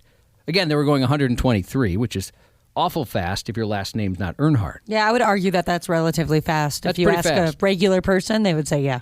At one point, the deputy brought up a prior stop involving the same car, noting it had already been clocked at over 100 miles per hour. Again, it's a Supra, the driver explained. Why are we going so fast? Honestly, it's just because he has a Supra, that's why. Look, honestly, it's just because he has a Supra, and then I thought it was okay to go fast and everything. No, to be honest, and it's not my car, and it's his car, and it's his parents' car. The real answer for her decision-making came later. After being tested, she registered a .23, nearly 3 times the legal limit. So she put all the blame on the car. Correct, not her fault. No, like it's Herbie the Love Bug or something. Herbie. I loved that movie. She didn't say it with much conviction. I thought maybe, Josh, we were looking at the next Toyota Supra Super Bowl commercial or something. I mean, picture one of the Kelsey brothers or something behind the wheel, because you got to have the Kelsey brothers involved or it's a total fail, right? They are involved in a lot. The cop pulls them over. Why are you going so fast? It's a Supra. You know, that kind of a thing. I can see it now. Yeah. It didn't take long for a Pennsylvania man to make his feelings known about extra responsibilities on the job. In fact, he snapped so fast it would have taken longer to microwave a burrito. Just 1 minute after clocking in at work, he clocked out a coworker, punching the other guy in the face because he believed he was doing the other employee's work. 35-year-old McKinley Pace Jr. had barely arrived when he started complaining about picking up other people's slack. "I've had enough," he yelled, with one specific coworker in mind. "I'm going to punch him in the face," he said. The coworker shot back. "I'm right here. You don't even have to go upstairs." That was a mistake because Pace obliged. Apparently a man of his word, he introduced his fists to the coworker's face multiple times. Then he approached the coworker's wife and hit her in the face, too, for some reason. Well, what the hell's the wife doing there? Well, they work together, I guess. Oh. Or maybe they carpool. I'm not sure. But guy brings his wife to work every day. She was there, and she got hit in the face. Punched the wife in the face. The general manager later said Pace had been on the job for about 1 minute when he launched the attack. Police were called to the restaurant, but by the time they arrived, he'd already hightailed it out of there. He came in hot. The Federal Aviation Administration and Department of Transportation are zeroing in on a new generation of air traffic controllers. They're going after video gamers. A video released by the Federal Department of Transportation Friday takes direct aim at video game enthusiasts as part of a hiring surge to add nearly 9,000 more air traffic controllers by 2028. I wish I had that skill set. Yeah, me too. Although you and I are too old. Oh, yeah? Yeah, up to 31 is what they're looking for. Too old. The video asks gamers if they're up for the challenge, while warning the job isn't just a game, it's a career. You'll keep millions of people safe every day, the video says. Yeah, we hope so. Highlighting average salaries of up to $155,000 by your third year on the job. No college degree is required. So for any aspiring job applicants sick of your parents telling you video games are a waste of time, your soon-to-be rich ass can tell them to suck it. To reach the next generation of air traffic controllers, we need to adapt, the Transportation Secretary said in a statement. This campaign's innovative communication style and focus on gaming taps into a growing demographic of young adults who have many of the hard skills it takes to be a successful controller, he said. According to the department, exit interviews with departing air traffic controllers show gaming is a common hobby and shares clear similarities with their work. Right now, 11,000 air traffic controllers are on the job, another 4,000 trainees on the way. At least 2,400 were onboarded in the last year, marking the largest incoming class to date and a record year for enrollment at the ATC Academy in Oklahoma City. Well, I'll tell you what, I don't give a rat's ass what your background is. Just don't screw up. Yeah, it's a pretty important gig. That's for sure. Video gamers, like drone pilots, they're looking for video gamers. Really? Like in the military. And that was the one I was trying to think of. Another, hip gig that I thought I had read. Video gamers were being asked to apply, and it was drone pilots. What a sweet way to make a living. Yeah. I don't know why we haven't in a while, but we used to, maybe because people don't really advertise as much, but we had, when we would kind of partner up with the different branches of the armed forces, we'd have these recruitment campaigns, and we got to go hang out with recruiters. And I was talking to a couple guys that are like drone pilots That's what we're looking for. And they were talking about like some sort of rock star they were getting ready to enlist that was like 19 years old. And, 19-year-old woman that they said was just like going to be a superstar in this. And it was same type of thing. Great gamer, and they were pretty excited about it. Dude. Ricky Schroeder, star of NYPD Blue and, of course, Silver Spoons, 56 today. Clay on Sons of Anarchy, the original Hellboy, and Vincent on the original Beauty and the Beast back in the 80s. Ron Perlman, 76. Ron Perlman. I liked that Beauty and the Beast. Oh, yeah? I like that show. Never saw it. We watched it when we were kids. Never once. We'd like to pass along our best to the family of a Brotherhood member named Mark, who passed away last month. His service is today, so a tough time for Mark's family, and wanted to make sure they knew we're thinking of him. Prayers from the brother and sisterhood to you guys. Shout out to K-pop Demon Hunter. She's just listening this morning. God, that is so popular. I've K-pop, never seen it. It's like a huge award-winning show. People love it. My 7-year-old nephew is absolutely obsessed with it. Like, he can quote almost every episode. It's kind of insane. I've seen the trailers, but that's about it. Another shout out to Mosh Crusher Jesus on a road trip this week, seeing a lot of rock and roll. Happy 50th to the one and only Boo Barella from her loving farm boy. That's nice. Happy birthday to one cool kid. Shoots at deer 7 times and misses Jesus' daughter, turning the big 09 today. And happy birthday to our longtime co-worker and friend, Christina. That's 93X News. Randy Shaver and Brad Ryder on the Half-Ass Morning Show. And Scotty Scheffler has the putter out, Dottie. It's actually looked quite good. That grip just looks so comfortable. Perfect. It is firm enough. Just cannot believe how slow it is from back there. You can see some pretty crazy finishes from Scotty back there with the shape of the hole. This thing is getting a lot of action. With his best friend on the bag. Must grab and then release. Joy and relief to finally get it done here at Augusta National. Very sexually suggestive. Jesus, I guess. Very suggestive material this morning, Randy. I wonder who put that together. Josh. Me? I don't even know how to work a machine. No. Josh. Just falls into our laps around here, Randy Shaver and Brad Ryder. Good morning. Get it over with. Masters update. Who's in the lead? Shame on you, Josh, for I'm impressed that you're leading off with this.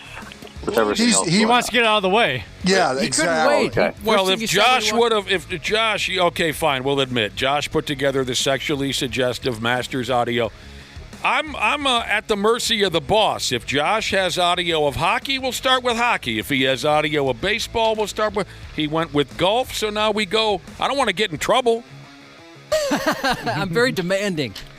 Yeah, he'd whoop your ass. Who's in the lead at the Masters tournament? It's all done. What time do they tee off today? The tournament is over with. Rory McIlroy won his second consecutive green jacket yesterday. It continues today? No, it's over. It's over. Just like here we go. His year again. Rory is a rare repeat winner at Augusta. That was the end of it. Just for yesterday. The whole thing. Whole thing's done. The whole thing's over with. Yeah. Well, then what time do they tee off today? more days before we have to talk about it again. They don't have to today because they wrapped it up yesterday. Oh, God. The tournament. Yeah. Yeah, let's move on. Rory won. Brad's right. Let's just move on. God, frustrating. Can't even have a sensical, logical conversation about it. Forget it. You're going to have to cancel your golf party today, Nick, because it wrapped up yesterday. I got a Subway sandwich, a foot long. One of those big party subs? The party sub. Nice. Nick, you've heard about Scotty Scheffler. He was the one who was arrested last year. Remember, you liked that story. What did he get arrested for last year? Well, he got arrested for trying to go around the scene of an accident at that one tournament. And, remember that? I do. I got the party in second place. But what do I do with the party sub? I got it for the final round of the. I'll buy it from you. Yeah, take it to a matinee theater and just sit there by yourself eating a party sub. I can tell you where to stick it. Tell me all about it. The tournament, I mean. The tournament. Tell me all about it. Brad pretty much told you. Rory McIlroy won his second consecutive green jacket, the first to do that since Tiger Woods, and only the fourth player to ever win back-to-back. And, you know, he squandered a 6-stroke lead on Saturday. I thought he was going to blow it.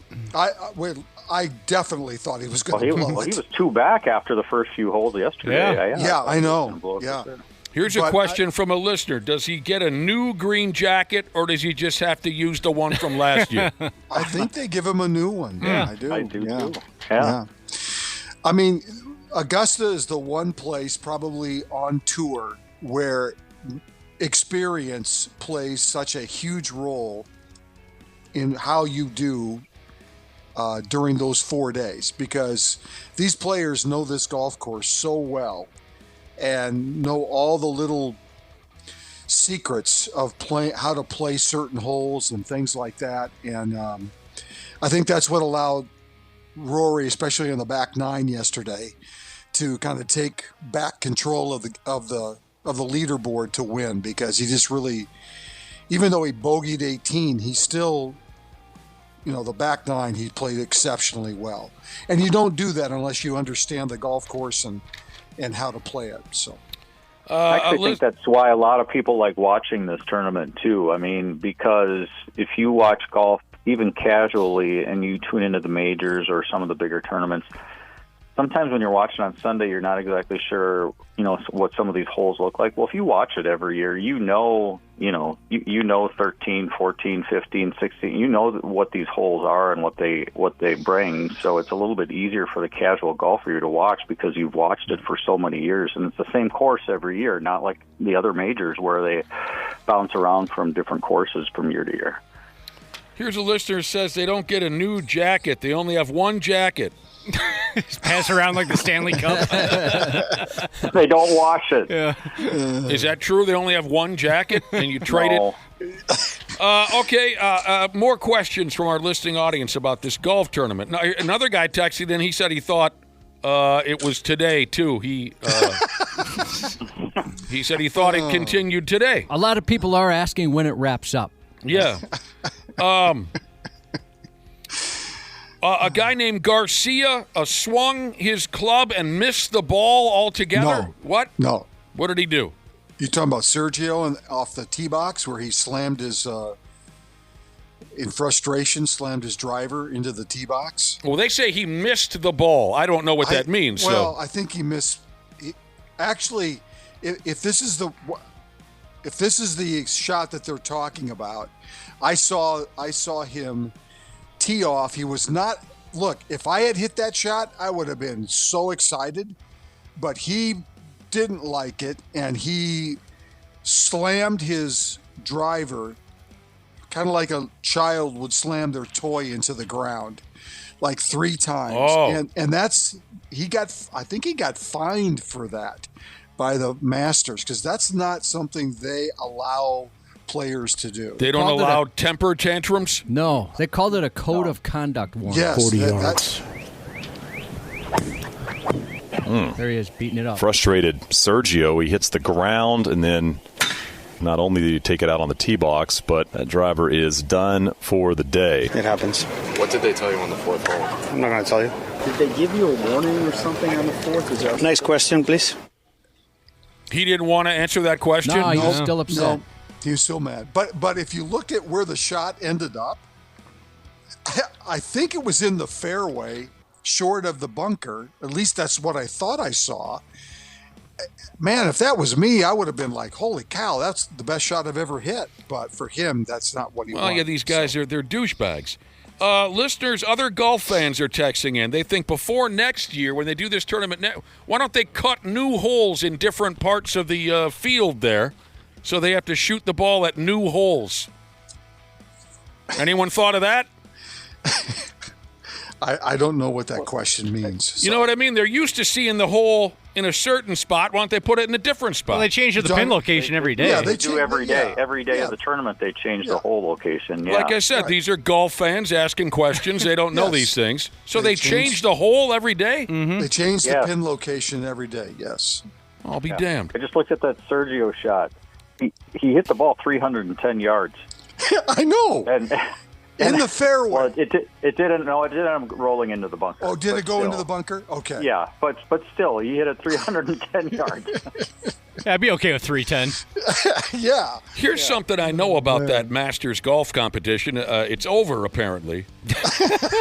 Well, actually, Coffee and Cuddles with my cat Jesus text and said, sorry, just tuned in. Who's leading the Masters? Oh, man. Okay. Here's what I do know. They had a no telephone policy at the Masters, right? Oh, yeah. You cannot That's carry a your pretty phone strict on the policy. golf course. You're not allowed to jaw jack on the telephone while these entitled people You're not allowed to even pull it out. play golf. There was a scam going around at this year's Masters. Let me see if I can piece this together for you properly. So, say a Jay Brown is at the tournament. He's not allowed to bring his telephone onto the golf course. So a scammer would somehow get a hold of the Jay Brown's wife.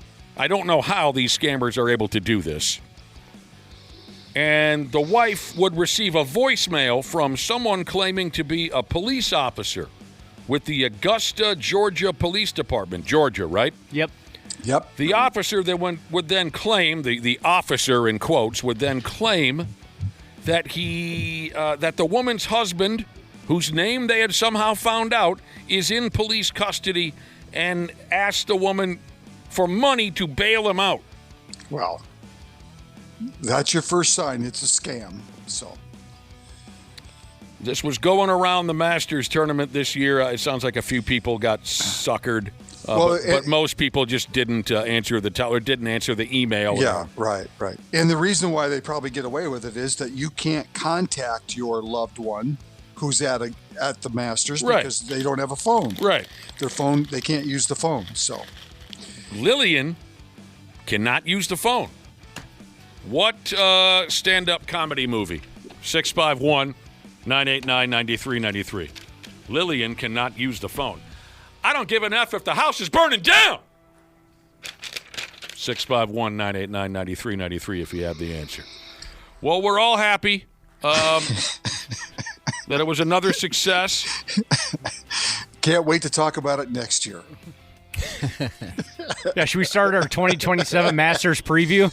I think. Was there something that you didn't get to say? Did I step on it? You got to say everything. You know, in a couple months we get to talk about the U.S. Open. I don't know what that means. Another next big major golf tournament. Oh yeah. Yeah. 6-5 British Open. John Deere Jesus was the first to get it correct. Eddie Murphy Raw, where Lillian was not allowed to use the phone. So at last, Kevin Garnett walked smooth onto the floor at Target Center last night, and everybody soiled themselves. Yes, they did. So we got that out of the way. It was kind of cheesy. It was a little bit. It was really cheesy. But you know what? It's okay. Yeah. It's all right. I think next year with the jersey retirement, that will be pretty special. Did you notice how Alex Rodriguez and J-Lo, his business partner, walked slowly in pace with Kevin Garnett as he entered the arena? They walked behind him, though. Oh, they were right next to him. No, hey, everybody, we're the ones who got this to happen. I'm Eddie, what's his name again? Eddie... Alex Rodriguez? Alex Rodriguez, and this is J-Lo. We're the ones. Yeah. Pretty much anybody named Glenn Taylor would have been able to get that done, though. Exactly. So. And then the Wolves played a full-on junior varsity game with the New Orleans Pelicans, which I enjoy, don't get me wrong. I like watching the JV guys, too. And that's all. That's it for the regular season until the playoffs begin. And we learned last night, because this team, Peterborough, lost and this and that, we know now that the Timberwolves will be facing the Denver Nuggets, which does great things for my overall mental health. Well, there's history there, obviously, and the Wolves have had success against Denver. So I think the big question, Nick, is health. How healthy will the Wolves be come Saturday when they play Denver? Of course, you got to have every peckerhead out there firing at 100% if you want to go far in the playoff. 2:30 on Saturday, I think I heard last night. Will be game one. Yep. With the Denver Nuggets. Yeah, Jamal Murrah makes me crazy. Yep. But the rest of the Denver Nuggets, I ain't mad at him. The Lakers, I have real trouble watching a lot of the members of the Los Angeles Lakers. So selfishly, at least for my mental health, the outlook is good. I'm still going to be irrational and angry and everything during a playoff series. That's just how any sports fan is wired. But thank Christ it's not the Lakers. Well, and you better have Prime Video if you want to watch the playoffs or the first round anyway. Prime Video? Oh, is it really? Video. Yeah, this is what I said the other day. This is what drives everybody crazy right now, is that you have to have a streaming service and in order to watch these games, and that's just not right. I'm sorry. I think the NBA is doing themselves such an injustice by doing this. Game 1 on Saturday is on Prime Video. Yeah, I'm a Prime Video subscriber, so I'm fine. But most people probably are not, and it's frustrating for NBA fans that. I mean, literally, look at the playing games. Every single game is on Prime Video. Yeah. Every single playoff game. It's also a pain in the ass for bar owners, too. Yeah. Other than the Rockets-Lakers on Saturday night, all these playoff games are all on Prime. Well, I'll have to figure that out myself. Corey can't beat me at golf, Jesus. By the way, he complimented our Masters coverage. He texted in to say, you see? He texted in to say, and I heard this last night, the Wolves, Timberwolves, 1-3 against the Nuggets this season. 1-3. He thinks the Wolves are done. Well, it's possible, of course. I mean, the Western Conference is so friggin' stacked. Yeah. But they're going up against arguably the hottest team in the NBA right now. I think Denver's won 12 in a row. They're hot. Something like that. Yep. They're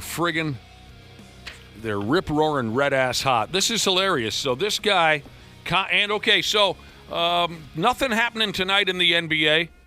But tomorrow they start up the play-in games. Tomorrow and Wednesday will be the play-in games, and then by the weekend the playoffs, the real playoffs, will begin. I do enjoy the play-in games.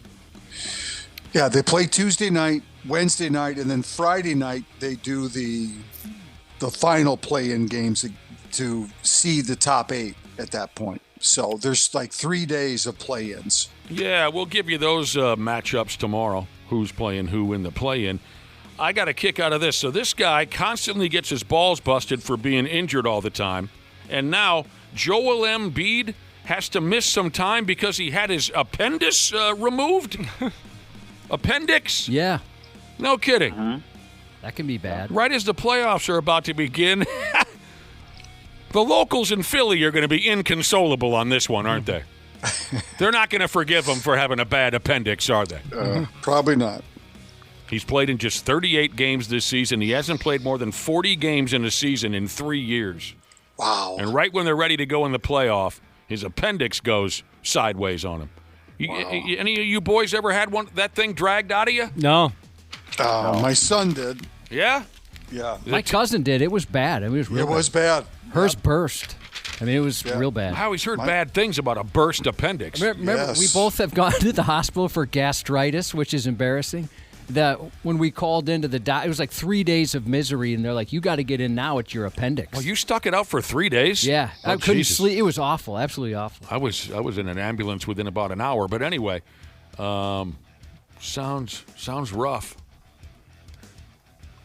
I had a buddy got his taken out. He got rushed off to the emergency room, and they had him go to the bathroom before the procedure. And the pain was so bad, he passed out and hit his head on the toilet and got a concussion. Oh, God. Little insult to injury there. Yeah.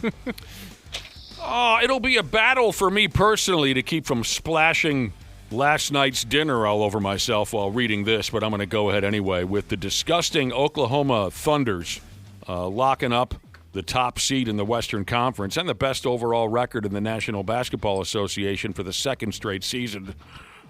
Oh, I'm starting to get a lot of saliva in my mouth. That's the worst. Yeah, the pre-vomit's the worst. Oh, yeah. Just purge yourself. You'll feel better. Just go for it. Hang on a second. I know. Yeah. Oh.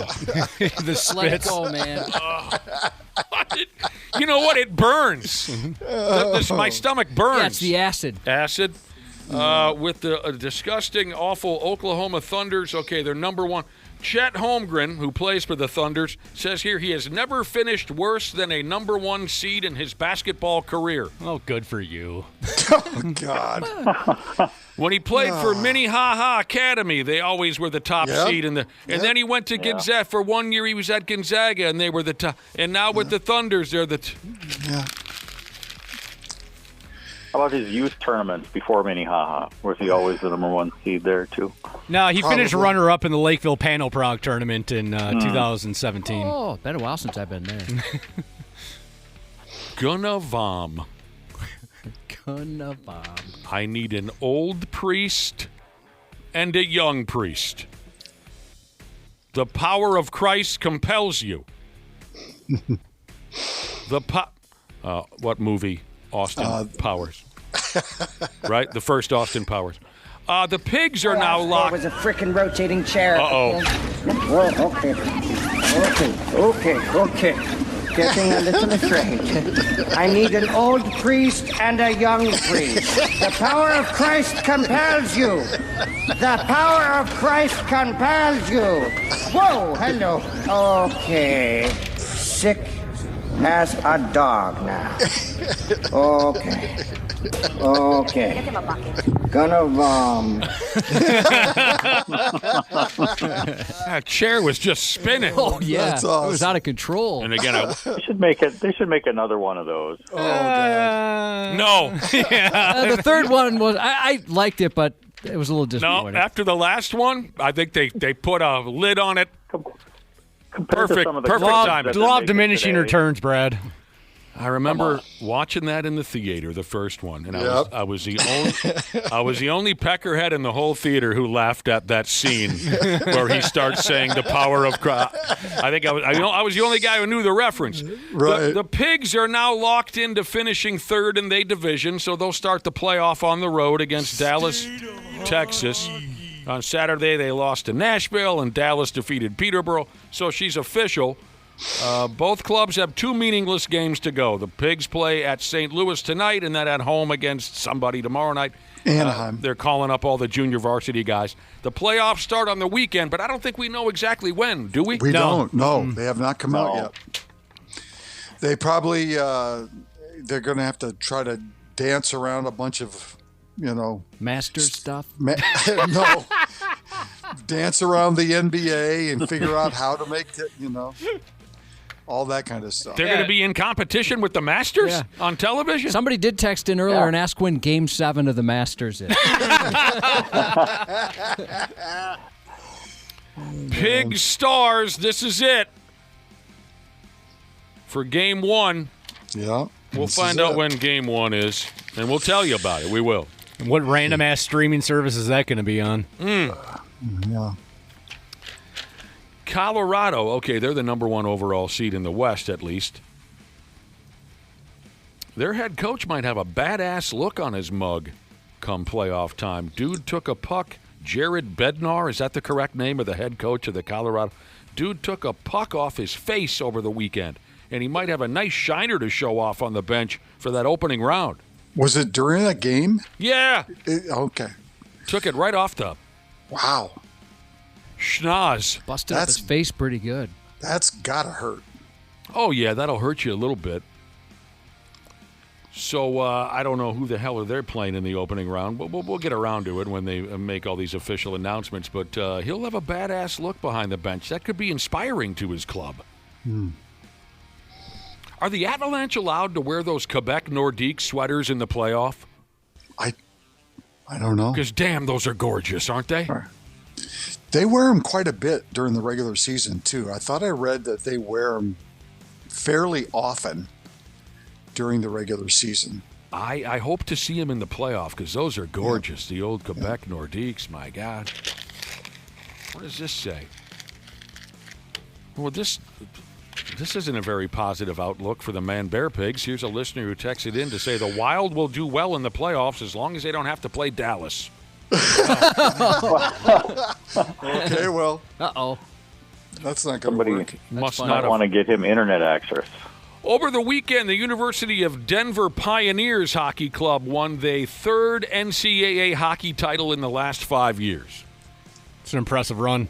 Yes, it is. In the title game Saturday, they defeated a team with it was a red and white uniform concept, Boston University, I think it was. The Pioneers have now won 11 national titles overall. That's nuts. Yes. But state of hockey. It's the state of hockey junior. You got Florida is the state of hockey. You know, forget about the slogan they push on us around here. We're not allowed to be the state of hockey when Florida has won, 3 cups in the last 5? Yeah, so Florida's the state of hockey. Colorado is now the state of hockey junior. Yep. State of college hockey. Let's call them the state of college hockey, I suppose.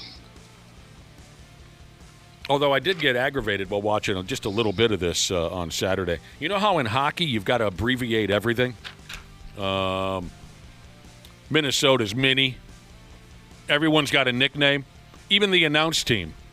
Eddie Olchuk. What do they always call him? Edzo. John Butchergrass. He's never John Butchergrass. No. He's Butchie. He's Butchie. Right? That's how hockey players do it. Everything has to be a nickname. Everything has to be a brief. So they're covering the Denver Pioneers on television Saturday night, and I almost hit power on the television when one of the announcers referred to them as the Pios. That's going too far. Pios are taking the ice here, Butchie. What about calling them the Nears? I think I would have. Oh, my God. Pios, baby. Come on. We get it. You're in the loop. You're behind the scenes. You have all the Pios. So the National Collegiate Hockey Conference, NCHC, has won 8 of the past 10 national titles. Those winning schools being Denver 4 times. Duluth twice, Nodak once, Western Michigan once. The only outliers are Massachusetts and Quinnipiac. We should have never left the WCHA. I know. I miss it so much. We all do. We all do. Denver's goalie, a kid named Hicks, was the MVP or the MOP or whatever title they hang. Oh, they call him Hicksy. Of course they do. It is kind of a time of abbreviations. Everybody's in such a big hurry. A lot of good breves out there. There are. That kid made 200 or 300 saves against Michigan, in the semifinal game. And then he made a pile of saves against, again, Boston University or whoever it was that Denver beat in the title game on Saturday night.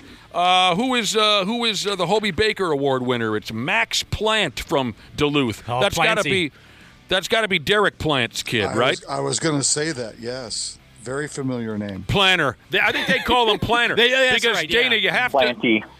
I don't think it's Planty. I don't think, because if you're a hockey guy, everything ends in E or And I think in this case, I think they'd go Planter. Yep. Hobie Baker. Okay. It's got to be Derek Plant's kid, but I don't know. Derek Plant also went to UMD, did he not? This is a long time ago. I think so, yes. Yeah. His name's very familiar. The Twins are too much fun to ignore. Yes, they are.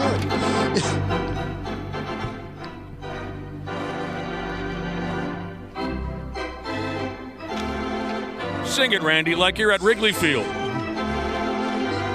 If the season were to end today, the Twins would be the number 1 team in the American League. Home field throughout. Home field throughout the playoffs. If the season were to end today. All I asked for was a frickin' rotating chair. I thought they were a half game behind Cleveland. No, they are 9-7. They are the best team in the American League. If the season were to end today. I was looking at this last night. It's crazy how balanced the records are in Major League Baseball right now. I mean, the 9-7 is the best record in the American League. Everybody's 9-7, 8-7, or 7-9 almost. Yeah, the only team that's above 700 winning percentage is the Dodgers. They've only lost 4 games, and that's to be expected because they've got the highest payroll by a mile. Yeah, everybody else in baseball has lost between 6 and 9 games. I mean, it's crazy. It's parity right now. Yeah. The Twins just took a series on the road over the defending American League champions. They beat Toronto They beat the Blue Jays 8-2 yesterday. Tristan Gray hit a 3-run Yeah. dong. Cody Clemens, solo dong. Taj Bradley did all right. He was a little wild. Yeah, a little wild, but, I mean, again, they're giving him a leash to be able to kind of work things out, which I think is great. That's how Shelty does it. Yes. I'm not, hockey people aren't the only ones guilty of this. I love Corey Provis, I do, but he keeps calling everyone by their nickname, I think. Dana, you know him. Send him an email. Okay. So the Twins have hope won. that Royce Lewis is back for the first round of the playoffs. Gosh. Back on the injured list. Yeah, that guy just needs leg transplants at this point. Hurt again. Yep. Says here against the Tigers last Thursday, he swung and missed, and that was enough to F one of his knees up. So what's his nuts? You just said it, and now I can't think of his name. Tristan Gray. No, Royce Lewis. Royce Lewis, sorry. He didn't play at all in Toronto. He's on the injured. Hey, let the Gray kid play. Sure. Yeah, just let him play. They made 3-time Cy Young Award winner Max Scherzer look like a damn jackass. Well, the guy's 48 years old. Well, then go home. I know. He looked ridiculous yesterday. He's terrible. Go home. Yeah. Up next, a series that they probably won't play tonight. It's gonna be a hell of a deal squeezing in any games this week. It's supposed to rain all friggin' week. Yeah, it's going to be bad weather-wise. Yeah, but they're playing the Red Sox, so I'm sure they'll have. That's the only time in for the Red Sox. Yep, yeah, I was going to say it's the only time in, so they're going to have to try to get the game. Oh, they're going to have to force them in. Yeah, they're very limited opportunities to do that. 3 a.m. first pitch. Oh, it's going to be 6:40 start, but really we started at 9:55. It's going to be miserable. Speaking of misery, Simeon Woods Richardson was getting ready to start last Friday's game in Toronto, and then he made like he was the new guy.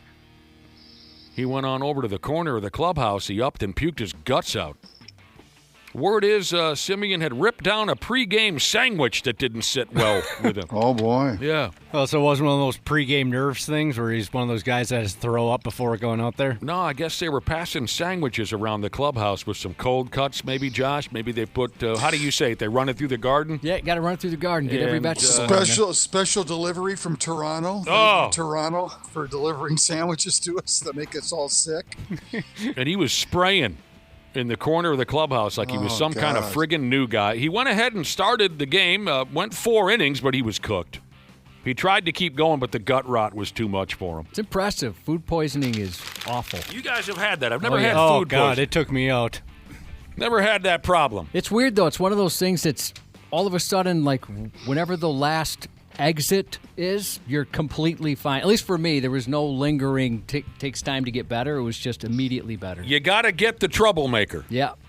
Oh, that wasn't the case for me. I had salmonella so bad that I had to go to the hospital. Oh, that's like next level, though. Was that different than food poisoning? Maybe it is, yeah. They just told me it was food poisoning. No, Yeah. I kept calling I was at the U of M at the time. I kept calling the hospital there, the Boynton. They kept saying, like, yeah, it'll pass. My mom finally decided, like, all right, something's not right. She took me in because I couldn't even put a drop of water in my mouth without throwing up. Oh, God. And they brought me in and they filled me up with IV and they said, yeah, if your body was about ready to shut down if you didn't come in here right now.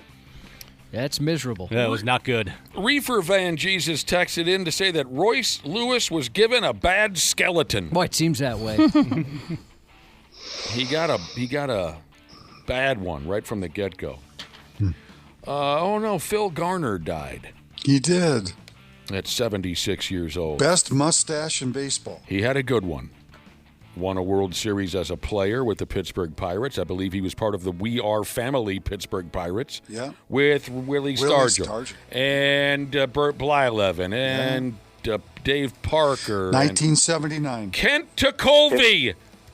Tim Foley. Tim Foley. Was that Mick's dad?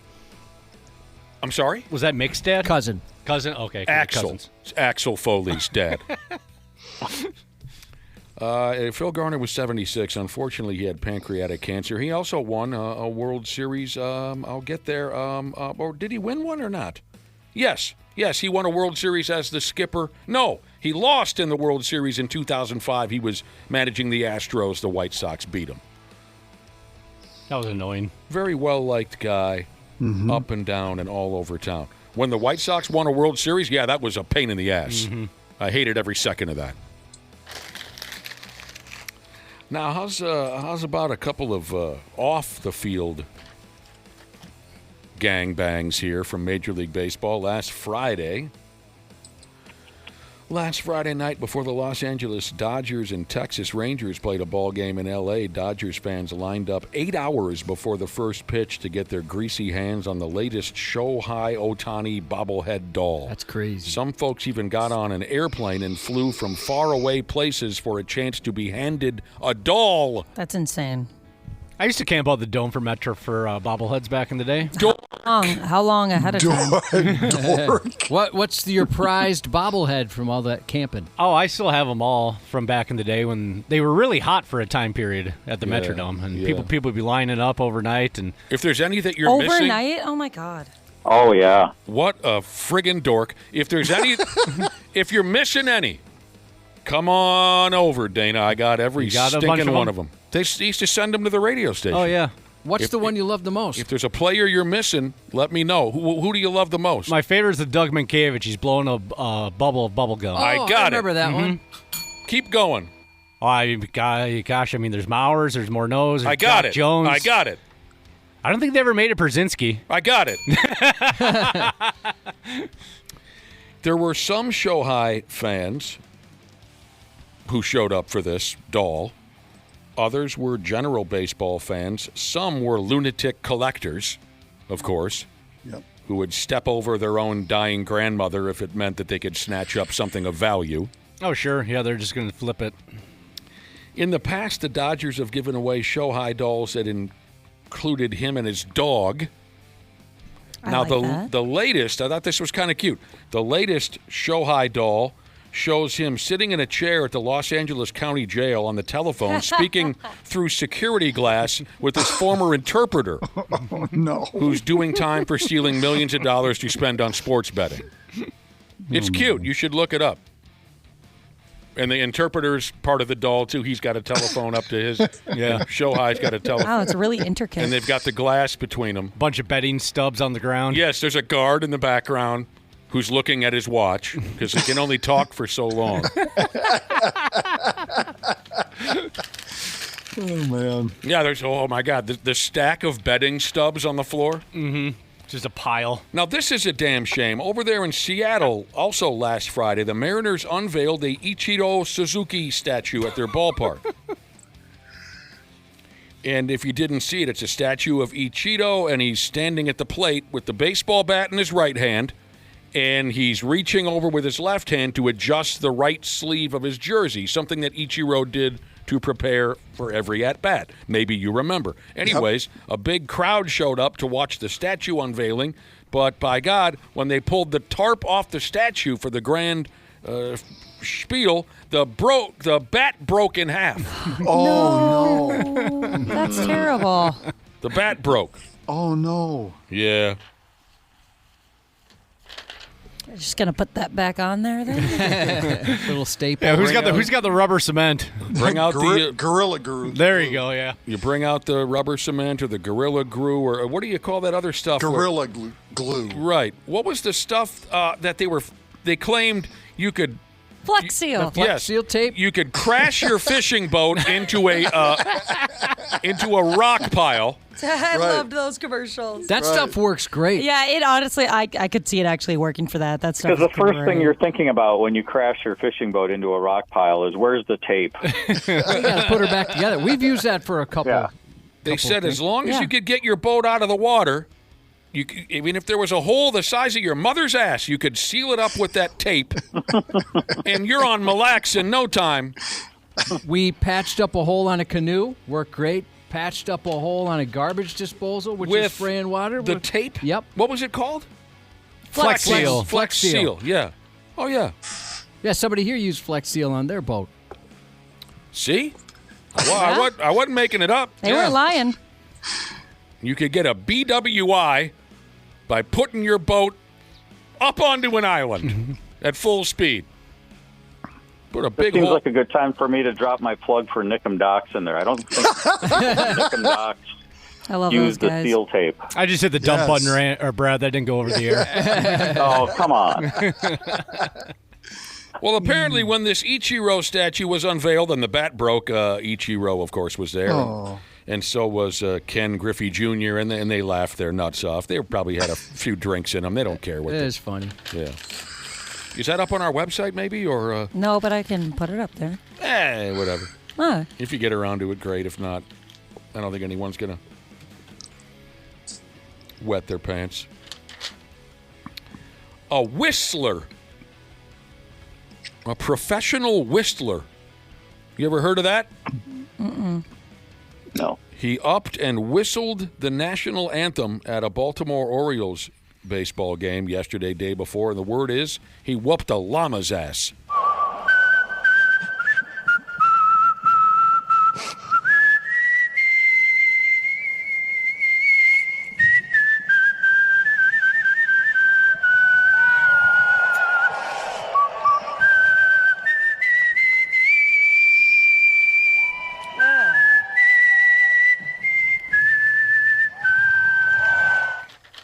I can only handle like half of that. And every dog in the neighborhood showed up outside the gate. Yeah, hopefully it wasn't bark at the park night.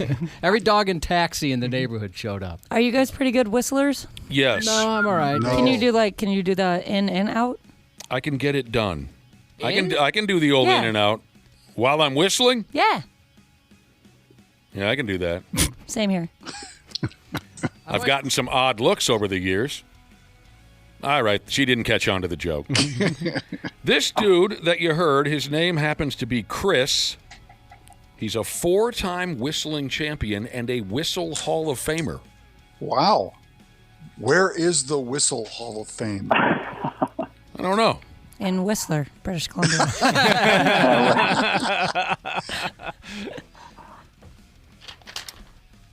They don't just let anyone into the Whistlers Hall of Fame. Oh, of course not. Says here Bing Crosby.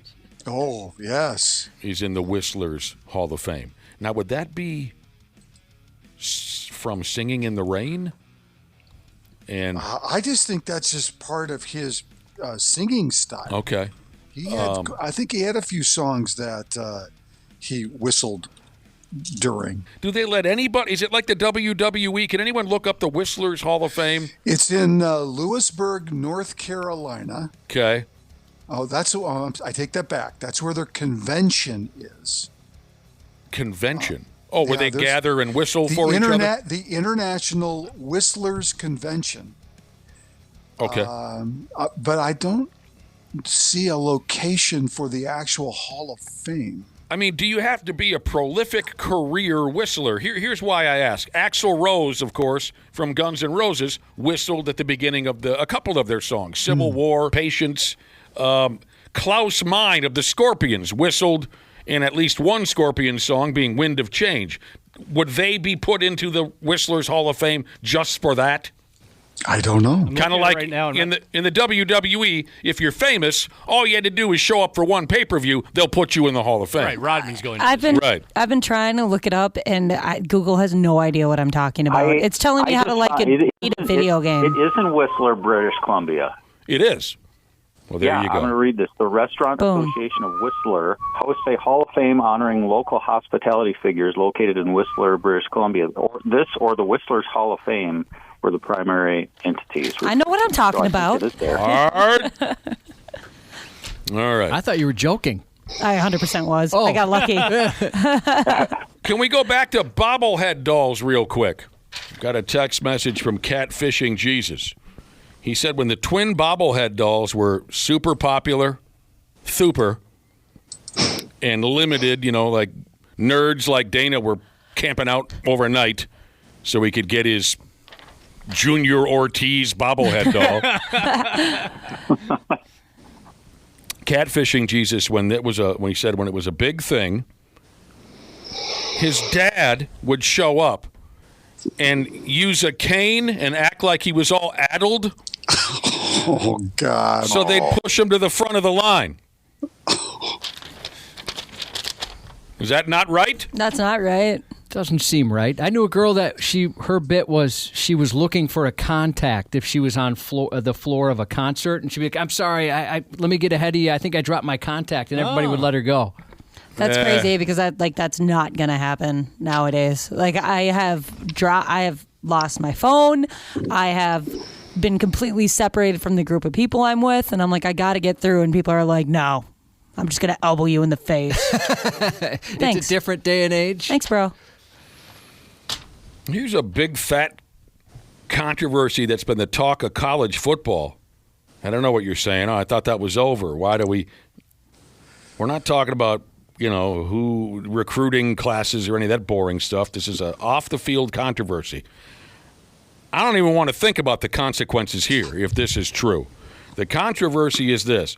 Does Ohio State head football coach Ryan Day wear a nipple ring? Does Ryan Day have a nipple ring? Yeah, does he? Oh, my God. Be honest, does he?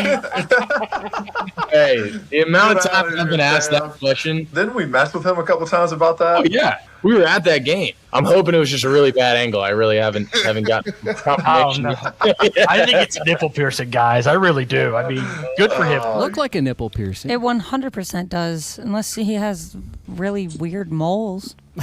Could be. I don't know who any of those jabronis were. It was some silly podcast, but they had Ryan Day on their podcast, and they asked him, do you have a nipple ring? What and did he said...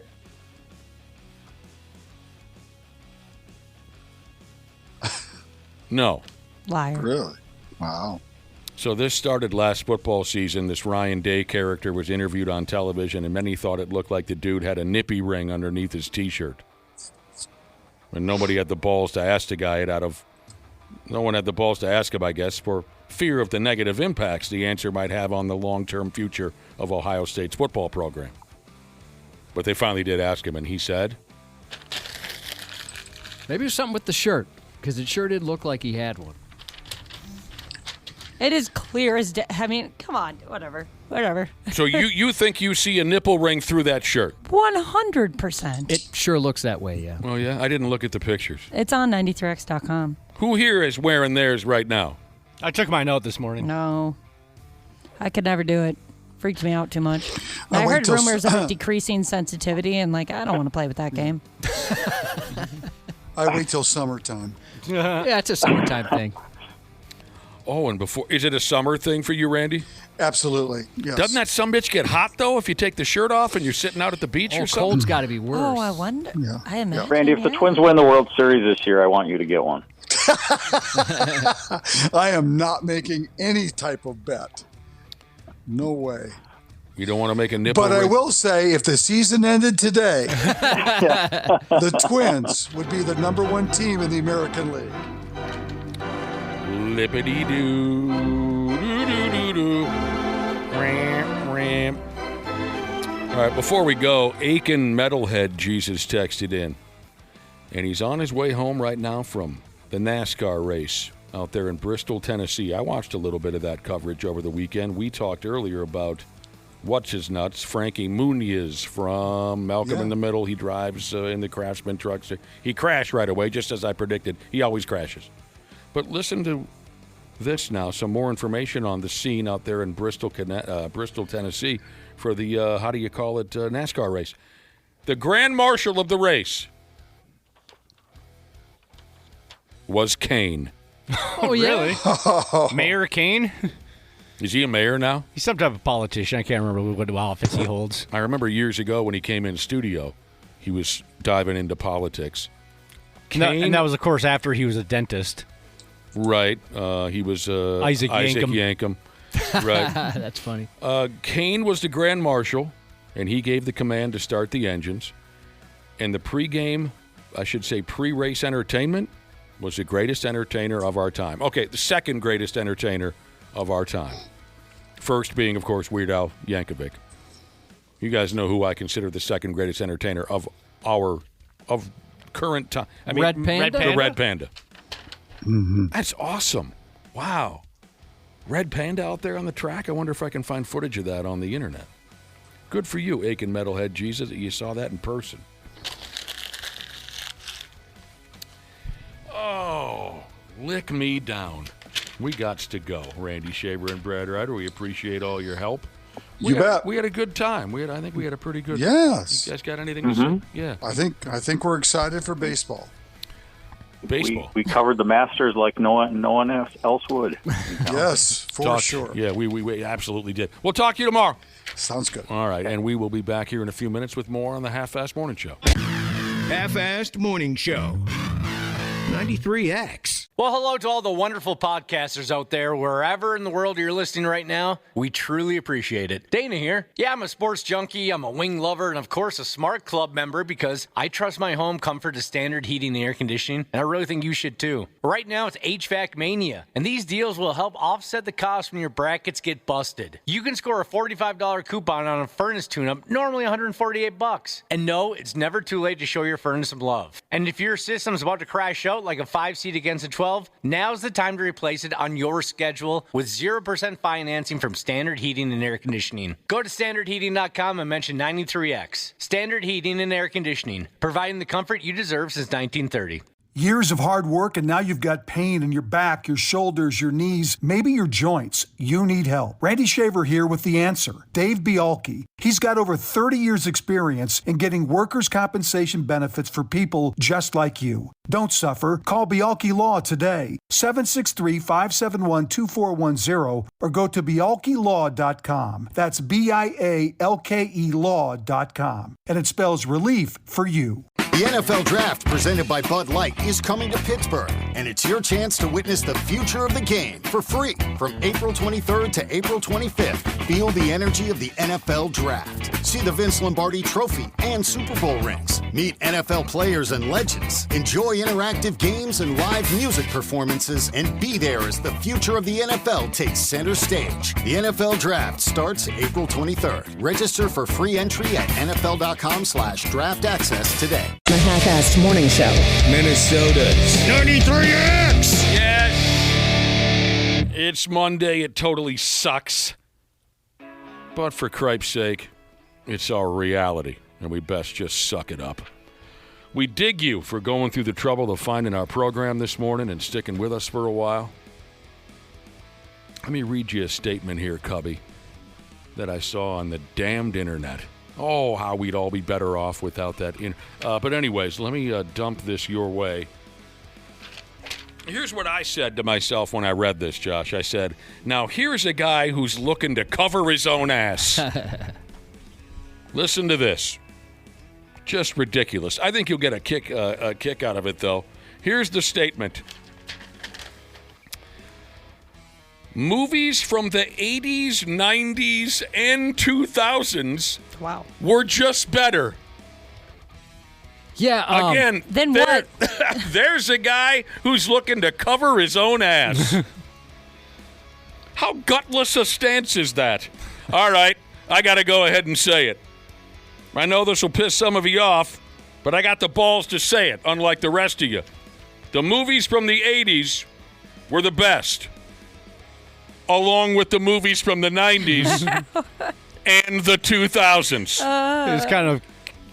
So go ahead and suck on that. All right. Is that guy looking to cover his own ass or what? Yeah, it's not really much of a hill to die on. Don't bring up movies from the last 16 years. That guy will be pissed. but the 4 years before that were wonderful. Come on, everybody. Stupid. Usually, don't most people pick the decade they grew up in and say movies were better then? Mm-hmm. So unless he's talking to a 10-year-old or something. Your taste in movies suck, it 12-year-old. That guy right there. I wanted you to be aware of that guy. He's out there. He's going to tell you that his favorite types of movies. And I love that comes from the unpopular opinion thread. That doesn't deserve that. No, what? You can't do that. Stupid. I think most people agree on that. That's covering a lot of ground. That's casting a wide net there, son. Yeah. All right. Let me direct something Smashley's way here. Dudes, huh? Right? Yeah, dudes. What's the deal with us dudes? I've been trying to figure that out for a while. Have you got us figured out yet? No. Dudes? Just too different. All right, if you could come up with one question about, take your time, by the way. If you could come up with one question about how and why we operate, what would it be? Oh, that's easy. Yeah. Because I've been wondering this for a while. Okay. Is it because I always have like a million things going through my head. I'm always thinking about like what's next. I'm thinking about like a day from 10th grade. Like I constantly have stuff going on, and I've heard that dudes just like don't.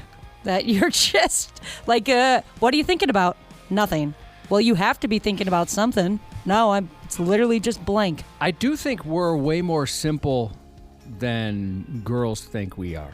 Like, you might think we're a little more complex, but a lot of times it is pretty just like you said. We're not really thinking of anything at all. That's crazy to me. And if we are thinking about something, actually, it's something that is completely irrelevant to pointless. So, like, I'll be daydreaming, and my wife will be like, "What are you thinking about?"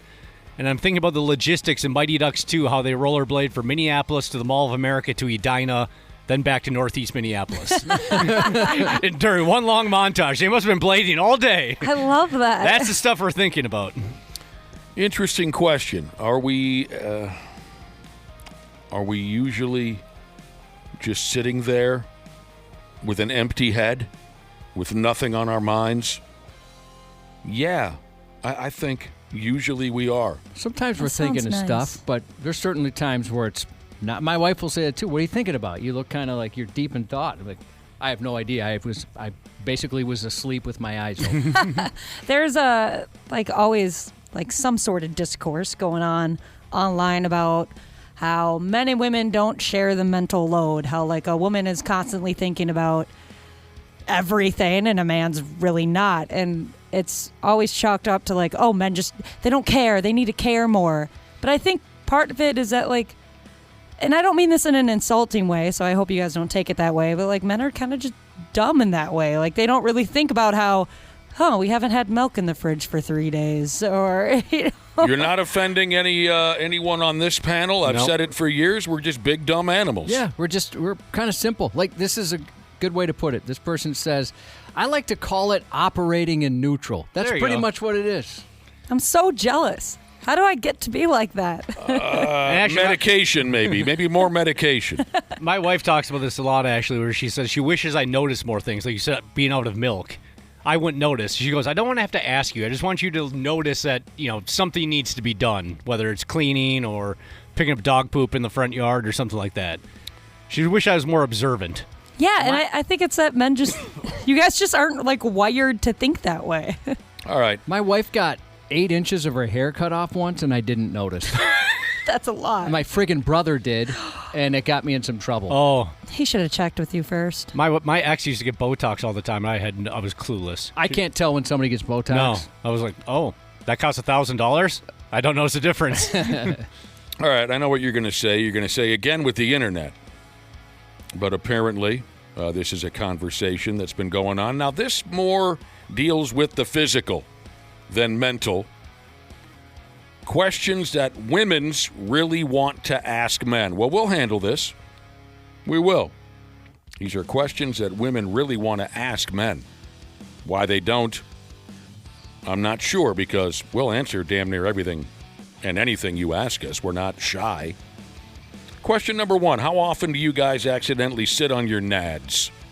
Yeah, that seems like an issue. That is something I've always wondered. Like, is that bothersome having that there? It's worse than I wore the big baggy boxers. Now that I wear like the boxer briefs a little bit tighter, it doesn't happen quite as often. Okay, gross.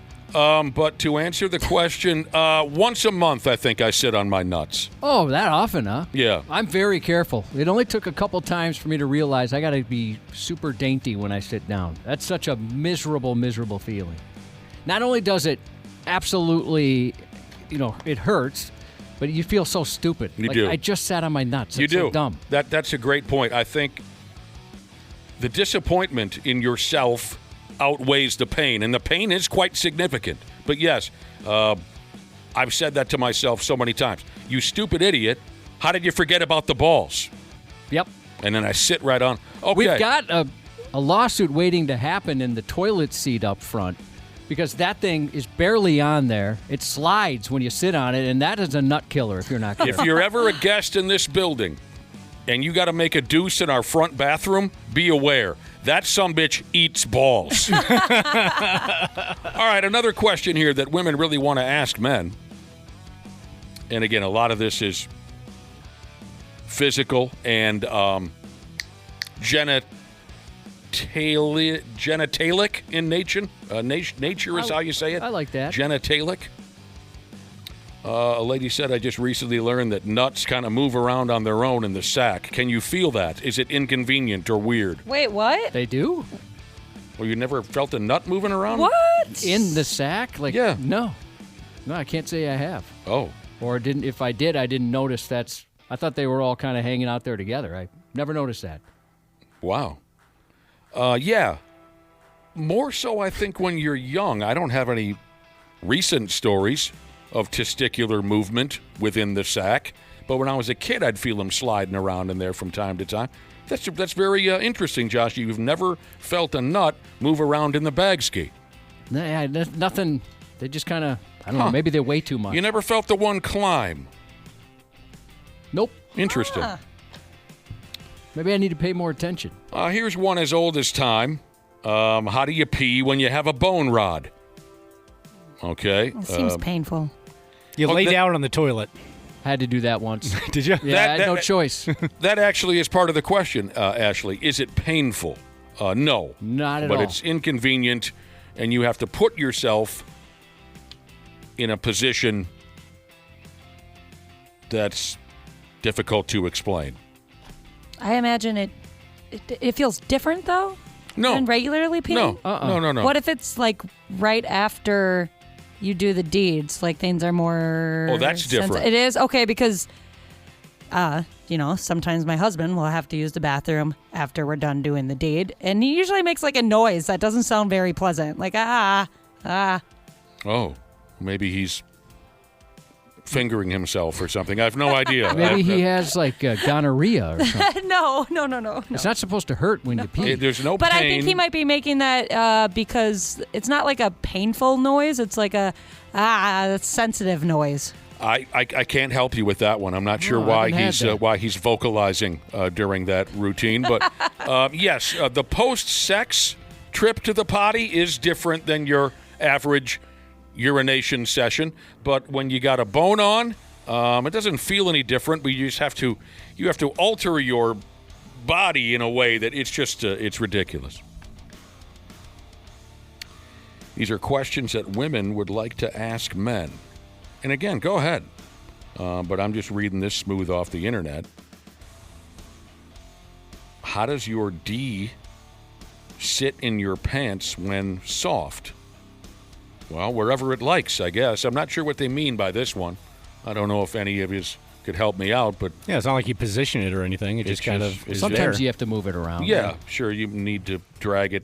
But yeah, usually it just has a mind of its own. Yeah, that's such a pain. It lays down however it likes to. Yes, like Josh said, sometimes you have to move it from side to side or reposition it because things are sticking or God knows what is going on.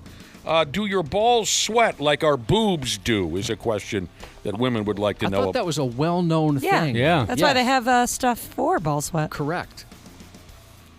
Yeah, you can build a batch of soup real quickly. Oh. I didn't like that. Oh, gross. Bad, Dana. Oh, that's nasty. Interesting question here, too. Do you guys actually like it when a girl sits on your lap? Sure.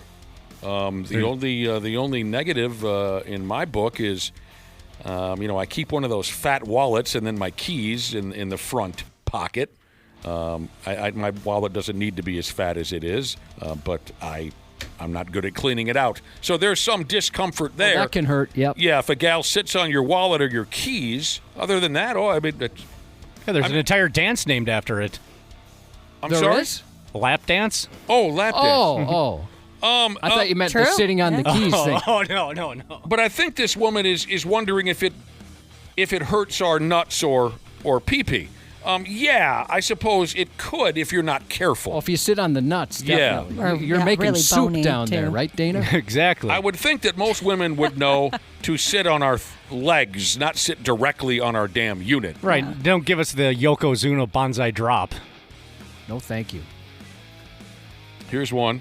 I want Cubby to answer this one, and then we got to take a break. We're going through questions that women have for us dodes. that I guess they were afraid to ask face-to-face. This one's especially for Josh. During doggy-style sex. You've committed yourself to that once or twice, right, Josh? I have. No, I do not, to answer the question. During doggy-style sex, and I love the way this is put, do y'all look at our bum holes? Oh my gosh, 100%. That's like the whole point. It is? Yeah. Not for me. Yeah, Josh is afraid of the bum hole. He doesn't like to look at it. He puts a T-shirt or a sock over it. Right. I enjoy that. I think most guys I blur do. it out. What are you so afraid I use of? a blur function. What is so scary about it? Oh, I don't know. I just thought it seems like the person might not want me to take a look at that.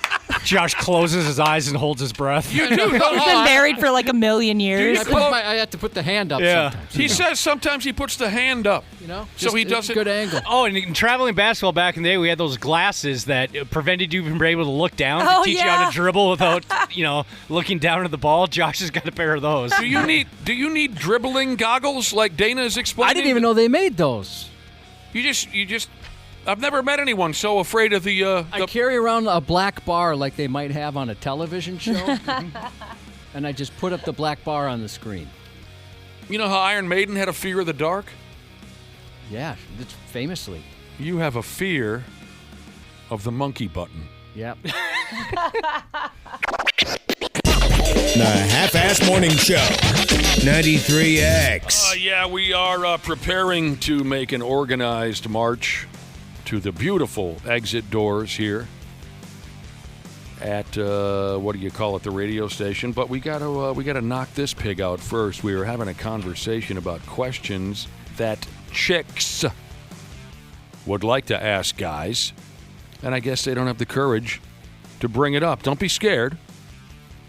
Like we established, we're just big dumb animals. We'll damn near answer any question you got. I don't think we're too proud for that, are we, Josh? No, not at all. We'll let you behind the curtain a little bit. Whatever you need. We're not going to let you all the way behind the curtain. Because you're saying there is bro code? There is bro code. And we might get to that before we're done with this conversation. Questions that the ladies would like to ask us. Some of it is mental. A lot of it is physical. Well, here's an interesting one that was texted in from a lady. Why do some of you guys like to call us baby? Oh, I love that. Well, that's just that's a moniker as old as time. Men referring to their women as baby. I can't say that I've ever called a woman baby. Me neither. I guess when you really think about it, it's weird. Just don't think about it too much. Like, so you like it, you? Yeah. So, like, if your husband says, you know what, you're really being a baby. Oh, no. That's not how he uses it? No. He's going to get stabbed. He says something like that. That changes everything. I don't think I've ever called a woman baby. I've been called baby, and can I tell you something right now? I liked it a lot. I mean, babe. I've used babe. I've heard you call your wife babe. Yeah, that's her name. Her name is Babe? It's Babe, yeah. If a woman... Babe Winkleman is her full name. Wow. If a woman is ever going to call me baby, you guys know this. We covered this. There has to be an upwards inflection. Yeah, I have an example right here. Amy? Like that? Right. Don't just say baby. It has to be baby. Amy? That makes me crazy That's right so there. perfect. Kim Kardashian there, Yeah. by the way. It became very popular after she did that porno movie with Coolio or whoever the hell it was. Yep, Coolio. You got it. Oh, before we get to the rest of this internet report, this in-depth internet report on the questions that women would like to ask men, let's go back to one that we covered. And this one's, like I said, this is an old one. It's been discussed millions of times. I'm surprised that any women still have a question about this. It's about, Josh, when we have to take a squeege, and at the same time we got a bone rod. Yep. Does it hurt? Does it feel different? Again, I'm surprised any women don't already know this because it's just covered everywhere. It's a common... I told Ashley to describe the position we have to put ourselves in. That's difficult to describe, but a listener texted in, and this is perfect. In case you're interested, Ashley. Yeah. It's the same position that anyone has to put themselves in when they go to the top of a very tall building and then lean forward and put their head on the glass in order to look down. Oh. Yeah. Yep. Yeah, that makes sense. Yeah. Sometimes you might be forced just to sit.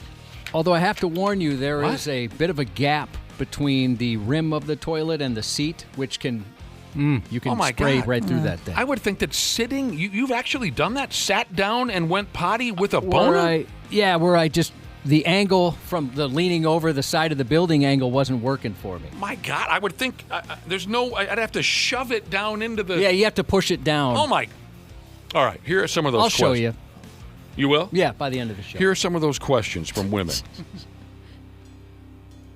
Oh, is it fun to aim your pee? Yeah. Absolutely. I kind of feel bad for girls that can't do that. Well, all girls can't do that, but I feel bad that you can't do that. Although you have what's that called, Ashley? That like for when you go out hunting. Oh, shoot. I'm completely blanking. Oh, I know what you're talking about. A little silicone A go-girl. thing? Yeah, there a you go. go-girl, yeah. A go-girl. Yeah, those don't work well. Oh, they don't? They work well if you're not, like, if you don't have, like, a wicked pee on deck. So it's like a funnel. Yeah. It fills up very fast, so you have to be careful. All right, yeah, the go-girl. I remember that trend there for a while. Is it fun to aim your pee? Absolutely. Yeah. Like, writing your name in the snow, rites of passage. Yeah, that looks fun. Does ball size matter to a guy in terms of his confidence? Well, I would think if they're way oversized or undersized, I might think about it. But in general, I never think about it. No, I've never once thought about it.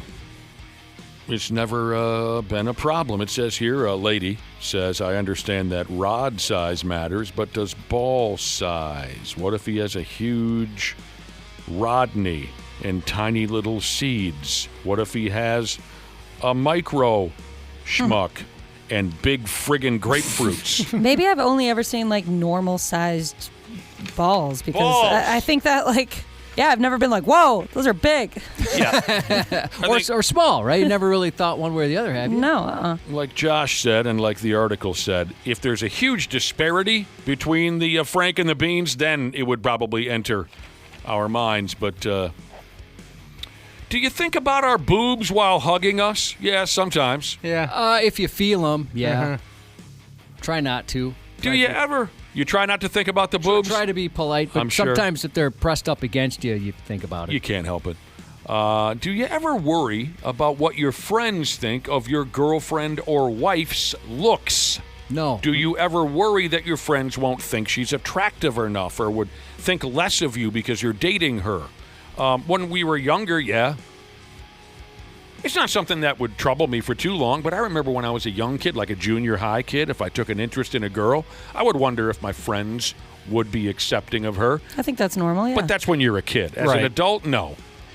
Bevcart girl, Shiza said, you can use a paper plate instead of a go-girl. Works great on a boat, she said. Heard of that, Ashley? Is that a well-known girl trick? Never knew that. Thank you. What do you mean you use a paper plate? Yeah, you, like, make a funnel out of it. Oh, or, like, kind of like a... What is that? What am I doing with my hands?